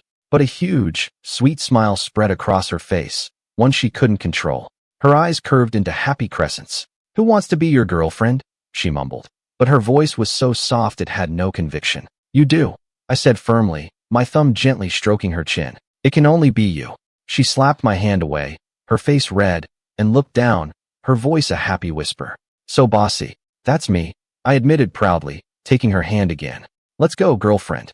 The title made her ears turn red again, but she didn't argue. She just let me lead her. Her steps were so light, she practically floated. That one official declaration seemed to clear away all the uncertainty between us, launching us into a new, brighter, sweeter phase of our relationship. We were still holding hands when we walked into the classroom. This time, Chloe didn't shyly try to pull her hand away. Instead, she lifted her chin a little, a small, proud, and confident smile on her face. It was like she was announcing to the whole world, that's right, we're together. All eyes in the classroom were on us again, but this time with looks of understanding and happiness for us. Josh let out an exaggerated whistle. Well, congratulations, you two. Chloe's face flushed, and she secretly pinched my hand, but she didn't deny the new title. I smiled and accepted my friend's congratulations, then walked her to her seat before going to my own. The rest of the day, the air between us was thick and sweet like honey.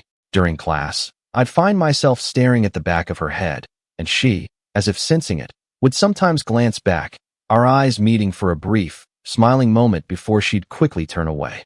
During breaks, she would naturally turn around to ask me about homework or share her snacks. She drank every last drop of the chocolate milk I brought her. We had gym in the afternoon, and we had to run the half-mile. Chloe had never been very athletic. After the run, she was pale and panting, leaning over with her hands on her knees. I immediately grabbed a water bottle and a towel and went over to her. You okay? I asked, handing her the open water bottle. She took it and drank a few sips before she could catch her breath. I'm fine, she panted. Just tired. I took the towel and gently wiped the sweat from her forehead and neck. Her skin was flushed a healthy pink from the exertion, and it was warm and soft under my touch. The intimate gesture immediately drew whistles and catcalls from the other students. Chloe got embarrassed and gently pushed my hand away. I can do it myself. But I ignored her and carefully finished wiping her face before handing the towel back to her. Don't push yourself so hard next time if you can't do it, I said, my voice a mixture of scolding and concern. She blinked, then leaned in close and whispered, Then will you run with me next time? Her eyes were sparkling with a sly, hopeful light. She looked like a little fox who had just gotten her way. My heart melted. I reached out and ruffled her hair. Okay, I'll run with you. She beamed, then took another satisfied sip of water. Her smile in the sun was so bright it could have chased away any storm. After school, we didn't go straight home. I took her to her favorite dessert shop near the school. To celebrate, I said, ordering her favorite tiramisu and a strawberry milkshake. Celebrate what? She asked, chewing on her straw. To celebrate, I said, my voice soft. Me finally making it official. She froze for a second, then realized what I meant. Her face flushed, and she playfully threatened me with her spoon.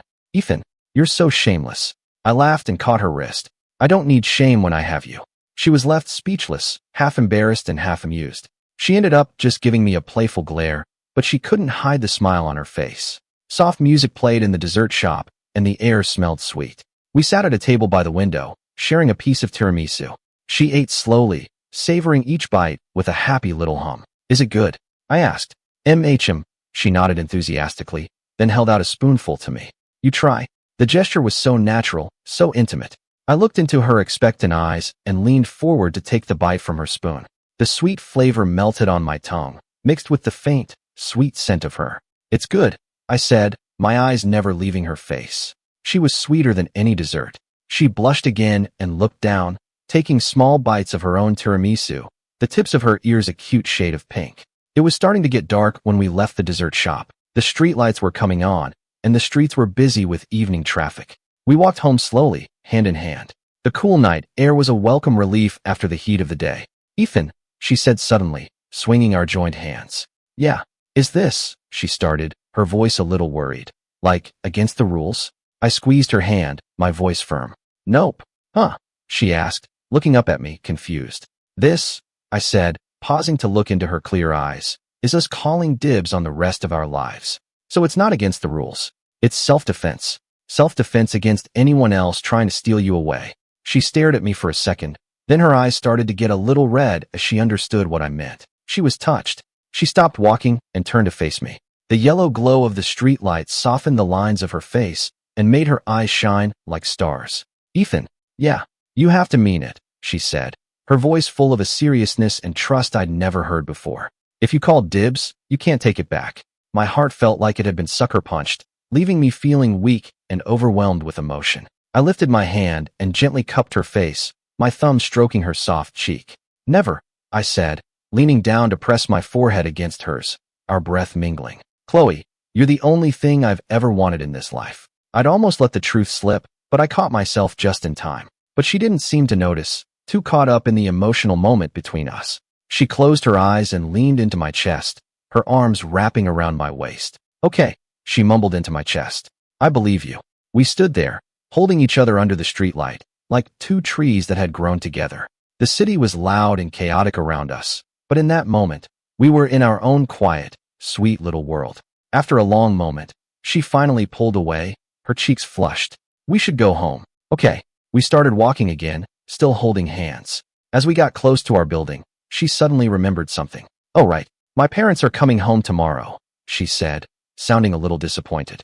Which meant no more broken AC excuses to sneak into my room. I looked at her pouting face and couldn't help but smile. "What's wrong? Gonna miss me?" She punched me playfully. "Who's gonna miss you?" "I'm just worried about my AC." "Oh," I said, raising an eyebrow to tease her. "Well, I can come take a look at it tomorrow. Maybe it really is broken." She stared at me for a second, then realized I was teasing her and stomped her foot. "Ethan, you're so annoying." I laughed at her pouty face and pulled her into a hug. "It's okay," I whispered in her ear. "We can find other excuses. Like studying together?" Her ears instantly turned bright red, and she squirmed a little in my arms. "Who wants to study with you?" But her voice had no conviction. I knew she liked the idea. Just like me, she was already looking forward to our next secret date. When we got to her door, I didn't let go of her hand right away. She wasn't in a hurry to go inside, either. We just stood there for a minute, holding hands. "I should probably go in," she said softly, her eyes full of reluctance. "Yeah," I nodded, but I didn't let go of her hand. She looked at me, then suddenly stood on her tiptoes and gave me a quick kiss on the cheek. It was as light as a butterfly's wings. The soft, warm touch was there and gone in an instant. But it sent a jolt of electricity through my entire body. I froze. She froze too. Then her entire face flushed a deep red, like it was on fire. "See you tomorrow." She threw the words over her shoulder and disappeared inside like a startled rabbit, the door slamming shut behind her. I stood there, frozen, and touched the spot on my cheek where she'd kissed me. I could still feel the soft warmth of her lips. It felt like a giant firework had gone off in my chest, bright and sweet. My Chloe. She was finally taking the initiative. It was just a quick peck, but it was enough to send my heart soaring. "See you tomorrow, my girlfriend," I said softly to her closed door, a huge smile I couldn't contain spreading across my face. I knew that on the other side of the door, her heart was pounding just as fast as mine, her face just as red. And this was only the beginning. The next morning, I stood downstairs with a warm chocolate milk in my hand, feeling more excited than I ever had before. The memory of her quick, light kiss from the night before replayed over and over in my mind. I could still feel the ghost of her soft, warm lips on my cheek. The main door clicked open, and Chloe walked out. She wore her hair down today, and it fell in soft, natural waves over her shoulders, making her look softer than usual. When she saw me, her eyes darted away, and a blush immediately spread across her cheeks. She hesitated for a second before walking toward me. Clearly, she was still embarrassed about her impulsive kiss last night. I smiled and walked up to her, holding out the milk. "Good morning, my girlfriend." The title made her ears turn bright red. She shot me a quick glance, took the milk, and mumbled, "Good morning." Her voice was soft with embarrassment. We started walking to school side by side. Unlike the day before, She was quiet today, keeping her head down and taking small sips of her milk, not daring to look at me. I deliberately slowed my pace to match hers and leaned in. "What's wrong?" I whispered. "Still embarrassed?" She shot up like a cat whose tail had been stepped on and glared at me. "Who's embarrassed?" Her voice was full of false bravado, but her eyes wouldn't meet mine. "Oh." I raised an eyebrow and deliberately touched my cheek. "Then why does this spot still feel a little warm?" Her eyes instinctively darted to the spot I was touching, the exact spot she had kissed last night. Her face exploded in a blush, turning the color of a ripe tomato. "What are you talking about?" she sputtered, raising her hand as if to cover my mouth. I laughed and dodged, easily catching her wrist. I gave a gentle pull, bringing her closer. "What are you running from?" I asked, looking down at her flushed face, feeling great. "You already kissed me. Are you going to deny it now?" "I did not," she said, so embarrassed she looked like she was about to jump out of her skin. She tried to pull her hand away, but I held on tight. A few early morning joggers and people on their way to work passed by, giving us amused, friendly smiles. She got even more embarrassed. "Ethan, let go of me," she hissed. "People are staring." "Let them stare," I said, not caring at all. I squeezed her hand tighter. I'm allowed to hold my girlfriend's hand. She couldn't get away, and she was both embarrassed and annoyed. Finally, she gave up and let me hold her hand, but she mumbled under her breath, "Shameless." Only with you," I readily admitted. She was left speechless and could only glare at me, her cheeks puffed out, but she couldn't hide the small smile playing on her lips. The sunlight on her playfully annoyed, beautiful face made it impossible to look away. I knew that even though she was complaining, she was secretly pleased. When we got to the school gate, we ran into Josh and a few of the guys from the basketball team. When Josh saw us holding hands, he let out an exaggerated whoop. Well, look what we have here. Showing off your love first thing in the morning, making all us single guys feel bad." The other guys joined in the teasing. "Nice work, Ethan. You sealed the deal fast." "Hey, Chloe." Chloe's face instantly turned beet red, and she instinctively tried to pull her hand away. But I held on tighter, taking my friend's teasing in stride. "Jealous? Then go find your own girlfriend." Josh clutched his chest dramatically. "You've changed, man. Brothers before." "Well, you know." Everyone laughed. Chloe was so embarrassed by all the teasing that she couldn't even look up. She gave my hand a secret squeeze, a clear signal to get out of there. I laughed and said goodbye to my friends, then led her through the school gates. "You need to tone it down in front of them," Chloe mumbled, her face red, once we were in a less crowded area. "Tone what down?" I asked, feigning innocence. "Just, don't let them call me that," she said, her voice getting quieter.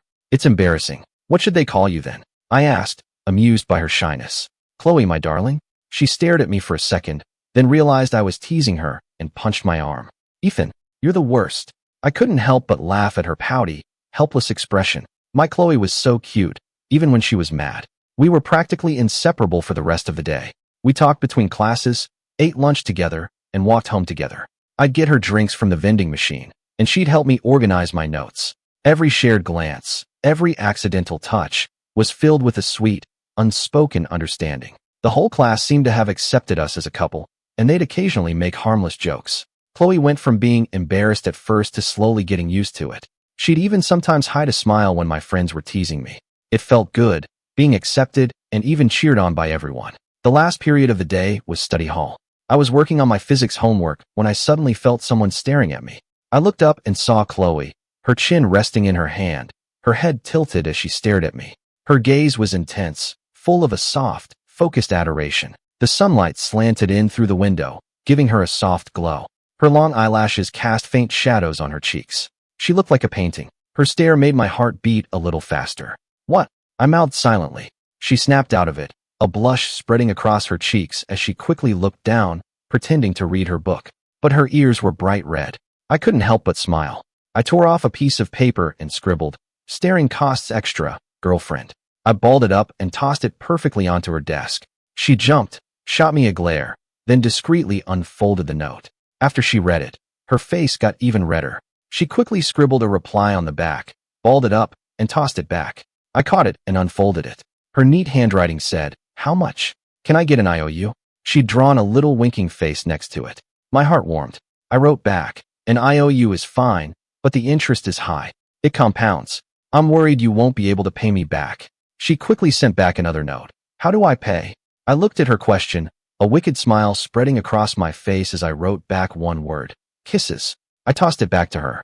This time, after she read the note, she turned as red as a cooked lobster, from her face all the way down her neck. She whipped her head around and glared at me, her expression a mixture of embarrassment and indignation. Jerk, she mouthed silently. I just winked at her, a picture of innocence. She huffed and turned away, carefully folding the note and tucking it deep inside her pencil case. Then she buried her burning face in her arms on the desk. All I could see was the tip of one of her very red, very cute ears. I looked at her, and my heart felt like it had been tickled by a feather. My Chloe, how could she be so cute? The final bell rang, but Chloe didn't move from her spot on the desk. I packed my bag and walked over to her desk, gently tapping her on the arm. Hey, school's out. She slowly lifted her head, her face still flushed, and she wouldn't meet my eyes. Oh, she started to pack her bag very, very slowly. I knew she was still embarrassed about the note, so I waited patiently for her to finish. When she was finally ready, we walked out of the classroom together. We'd just gotten to the main entrance when we were stopped by an unwelcome visitor. It was Mark, the captain of the football team from the class next door. He was a big guy, and I'd heard he had a thing for Chloe. Mark was holding a pink envelope, looking nervous as he stared at Chloe. Chloe, this is for you, he said, holding the letter out to her. Chloe froze, staring at what was obviously a love letter, then instinctively looked at me. My expression immediately turned to ice. A fierce wave of possessiveness and annoyance washed over me. How dare he try to move in on my girlfriend? I stepped in front of Chloe, my eyes calm, but my voice cold as I looked at Mark. Sorry, she's taken. Mark clearly hadn't expected me to step in. His face fell, and he looked at me defiantly. Ethan, who are you to decide for her? Before I could answer, Chloe stepped out from behind me, took my arm, and said in a clear, firm voice, he doesn't have to decide for me. I'm already his. Her words hit me like a bolt of lightning. Not only was Mark stunned, but I was so surprised I turned to look at her. She was holding my arm tightly. Her cheeks were still a little red, but her gaze was steady and unwavering as she looked at Mark. It was a clear declaration of ownership. My heart felt like it had been struck, and then I was overwhelmed with a huge wave of joy and satisfaction. My Chloe was defending me. She was telling everyone that I was hers. That feeling was better than any love song. Mark's face fell. He looked at Chloe's hand on my arm, then back at me, and finally, dejectedly, he took back the letter and walked away without a word. After Mark was gone, Chloe finally let out a breath, let go of my arm, and patted her chest. That was so scary. I turned to face her, my eyes intense. What did you just say? I asked, my voice low and full of suppressed excitement. She froze for a second, then realized what she'd said. Her face turned bright red, and she wouldn't meet my eyes. I didn't say anything. I heard you, I said, taking a step closer and trapping her between me and a pillar. You said you were mine. Her back was against the cool stone of the pillar, and I was in front of her. She had nowhere to go. Her cheeks were as red as a sunset, her eyes shining with a mixture of shyness and a little bit of pride. I just said that to make him go away, she mumbled, but her voice had no conviction. I don't care, I said, leaning down to press my forehead against hers, our breath mingling. You said it. No takebacks. Chloe, you admitted it. You're mine. This life and the next. You're not getting out of it. My voice was bossy, but my eyes were full of a tenderness so deep you could drown in it. She looked at my face, so close to hers, and her breath hitched. Her long lashes fluttered, and then she slowly closed her eyes. It was a silent invitation. My heart hammered in my chest. I looked at her lips, so close, so pink, so perfectly kissable. I couldn't resist any longer. I leaned down and gently kissed her. It wasn't like her quick peck the night before. This was a real kiss, a kiss that was both a confirmation and a claim. It was soft and warm, and she tasted of vanilla and strawberry lip balm. It was the sweetest thing I had ever tasted, and it was intoxicating. Her body went rigid for a second, then she slowly relaxed into me, her arms unconsciously wrapping around my waist. She responded shyly, awkwardly. Everything else faded away. There was only the sound of our frantic heartbeats, the feeling of our shared breath. The kiss wasn't long, but it was one I would never forget. When I slowly pulled away, her eyes were still closed, her cheeks were flushed, and her lips were slightly swollen and glistening. She looked like a delicate flower after a spring rain. She slowly opened her eyes, her gaze hazy with a mixture of passion and embarrassment. Ethan, she whispered, her voice soft and breathy. Yeah, I answered, my thumb gently brushing against her swollen lips, a feeling of deep satisfaction washing over me. That's the interest, I said, my voice hoarse. She froze for a second, then realized I was referring to my kisses joke from the note. Her face got even redder, and she buried her face in my chest, mumbling, "Jerk." I smiled and held her tighter, enjoying the feeling of her leaning against me so trustingly. My heart was filled to the brim with a feeling I could only call happiness. I knew that from that moment on, our relationship had truly entered a new phase. It was a phase sweetened by our first real kiss and solidified by our mutual commitment. The setting sun stretched our shadows long, so they were intertwined, inseparable. It felt like a promise that no matter what the future held, we would face it together. My Chloe, this life, I was never, ever letting her go. That kiss by the school entrance was like an invisible brand, marking our relationship as officially and exclusively ours. On the walk home, Chloe kept her head down, the blush on her cheeks lingering. We held hands, our palms a little sweaty, but neither of us let go. The air between us was sweet and a little awkwardly charged. After all, it had been our first real kiss. She started, her voice a tiny whisper. "Yeah," I said, glancing at her. Even her ears were red. "That was an accident," she said, her eyes darting away as she tried to save face. "Don't get any ideas." I looked at her, so obviously lying, and couldn't resist teasing her. "Oh, an accident," I said, stopping and pulling her in front of me. I looked down into her shining eyes. "So, should we try for a non-accident?" Her eyes went wide like a startled deer's. She slapped her hand over her mouth and mumbled a muffled, "No." I laughed at her adorable panic and stopped teasing her, taking her hand again. "Okay, whatever you say," I said, my voice full of affection. She finally relaxed, lowering her hand and sneaking a glance at me, a sweet little smile playing on her lips. When we got to her door, the atmosphere was different than it had ever been. It was filled with a new reluctance to part, the sweet clinginess of a new relationship. "I should go in," she said, standing at her door, but making no move to get her keys, twisting the strap of her bag instead. "Yeah," I nodded, but I didn't let go of her hand. We just stood there for a minute, holding hands. The dim hallway light created an intimate atmosphere. "Tomorrow," she said, her eyes shining. "Can I have chocolate milk again?" "Of course," I said, smiling and squeezing her fingers. "Girlfriend privileges are permanent." She blushed again. "Who cares about that?" she mumbled. "I do," I said, my voice serious. "I care enough to buy it for you for the rest of our lives." Her heart seemed to skip a beat. She blinked, her long lashes fluttering like a butterfly's wings. "You're so cheesy," she said, looking down to hide her smile. After a moment, as if she'd made a decision, she quickly stood on her tiptoes and gave me a light, quick kiss on the lips. It was there and gone in an instant. It was much softer than our last kiss, but just as sweet. "That's your reward," she whispered, her face red, then quickly turned, unlocked her door, and said, "See you tomorrow." The door slammed shut. I stood there, my fingers gently touching my lips, where I could still feel the ghost of her soft, strawberry-scented kiss. My heart felt like it was overflowing with honey, so sweet it almost hurt. My Chloe was getting bolder. It was amazing. From that day on, our life at school felt like we were living in a dream. The morning chocolate milk became our ritual. Holding hands on the way to and from school became our routine. The knowing glances between classes, the shared snacks at lunch, the secret notes passed during study hall, every little thing was filled with the sickeningly sweet scent of new love. Josh and my other friends went from teasing us constantly to just accepting it. They even started covering for us when a teacher would come around unexpectedly. Chloe also slowly grew into her role as Ethan's girlfriend, becoming more natural and relaxed around me. She'd straighten my collar without thinking, wait on the sidelines with a water bottle and towel when I had basketball practice, and when I was stuck on a homework problem, she'd lean over, poke me in the forehead with her pen, call me an idiot, and then patiently explain it to me. Her grades were a little worse than mine, especially in math. So, studying together on the weekends became our new form of a secret date. Of course, it was with our parents' full knowledge and approval. After all, we were just helping each other study.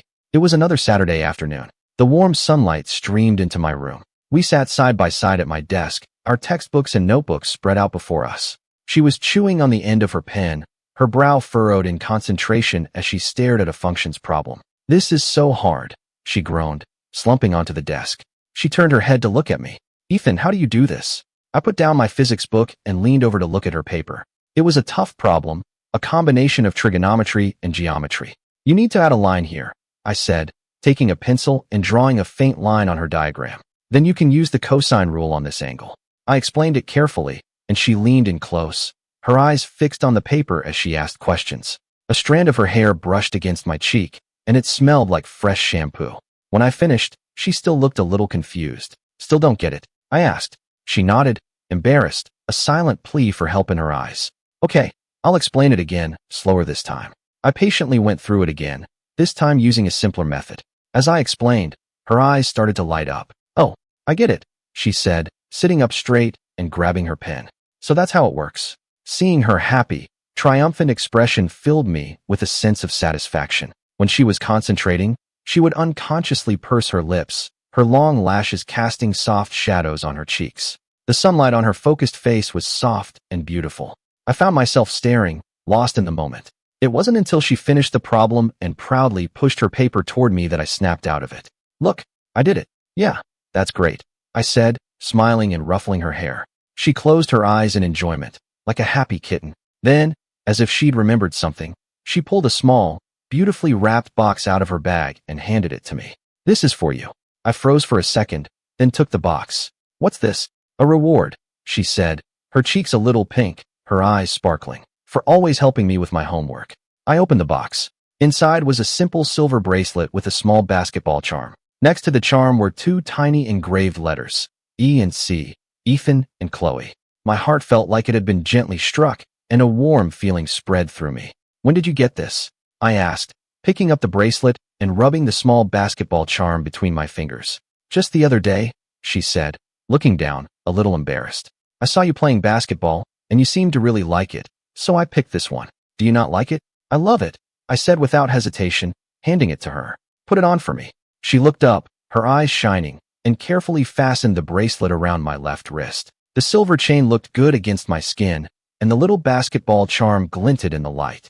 It looks great, I said, admiring it on my wrist. Then I looked at her, my voice soft. Thank you, girlfriend. She blushed and smiled, clearly pleased. Don't ever take it off, she ordered softly, a playful pout on her lips. Okay, I promise solemnly. Never. The sun, the desk, the two of us sitting side by side, each wearing a symbol of the other's affection. The warmth and peace of that moment were everything I had been longing for since I came back. After we finished our homework, we leaned against my headboard, relaxing. She pulled out her phone and started scrolling through the secret pictures we'd taken together. There were pictures of us holding hands in the school garden, sharing cake at the dessert shop, of her asleep on my shoulder. Each one was a small snapshot of our new relationship. Ethan, she said softly, still looking at the pictures. Sometimes this feels like a dream. Yeah, I said, turning to look at her. We fought for so many years, she said, looking up at me, her eyes a little distant. How did we suddenly end up like this? Her question made my heart clench. I knew she was talking about how much I'd changed since I came back. The abrupt shift from frenemy to devoted boyfriend. I took her hand, lacing my fingers with hers, feeling her warmth. Because, I said slowly, looking into her clear eyes, I almost lost you. She stared at me, confused. Lost me? When? I realized I'd almost let it slip again and quickly backtracked.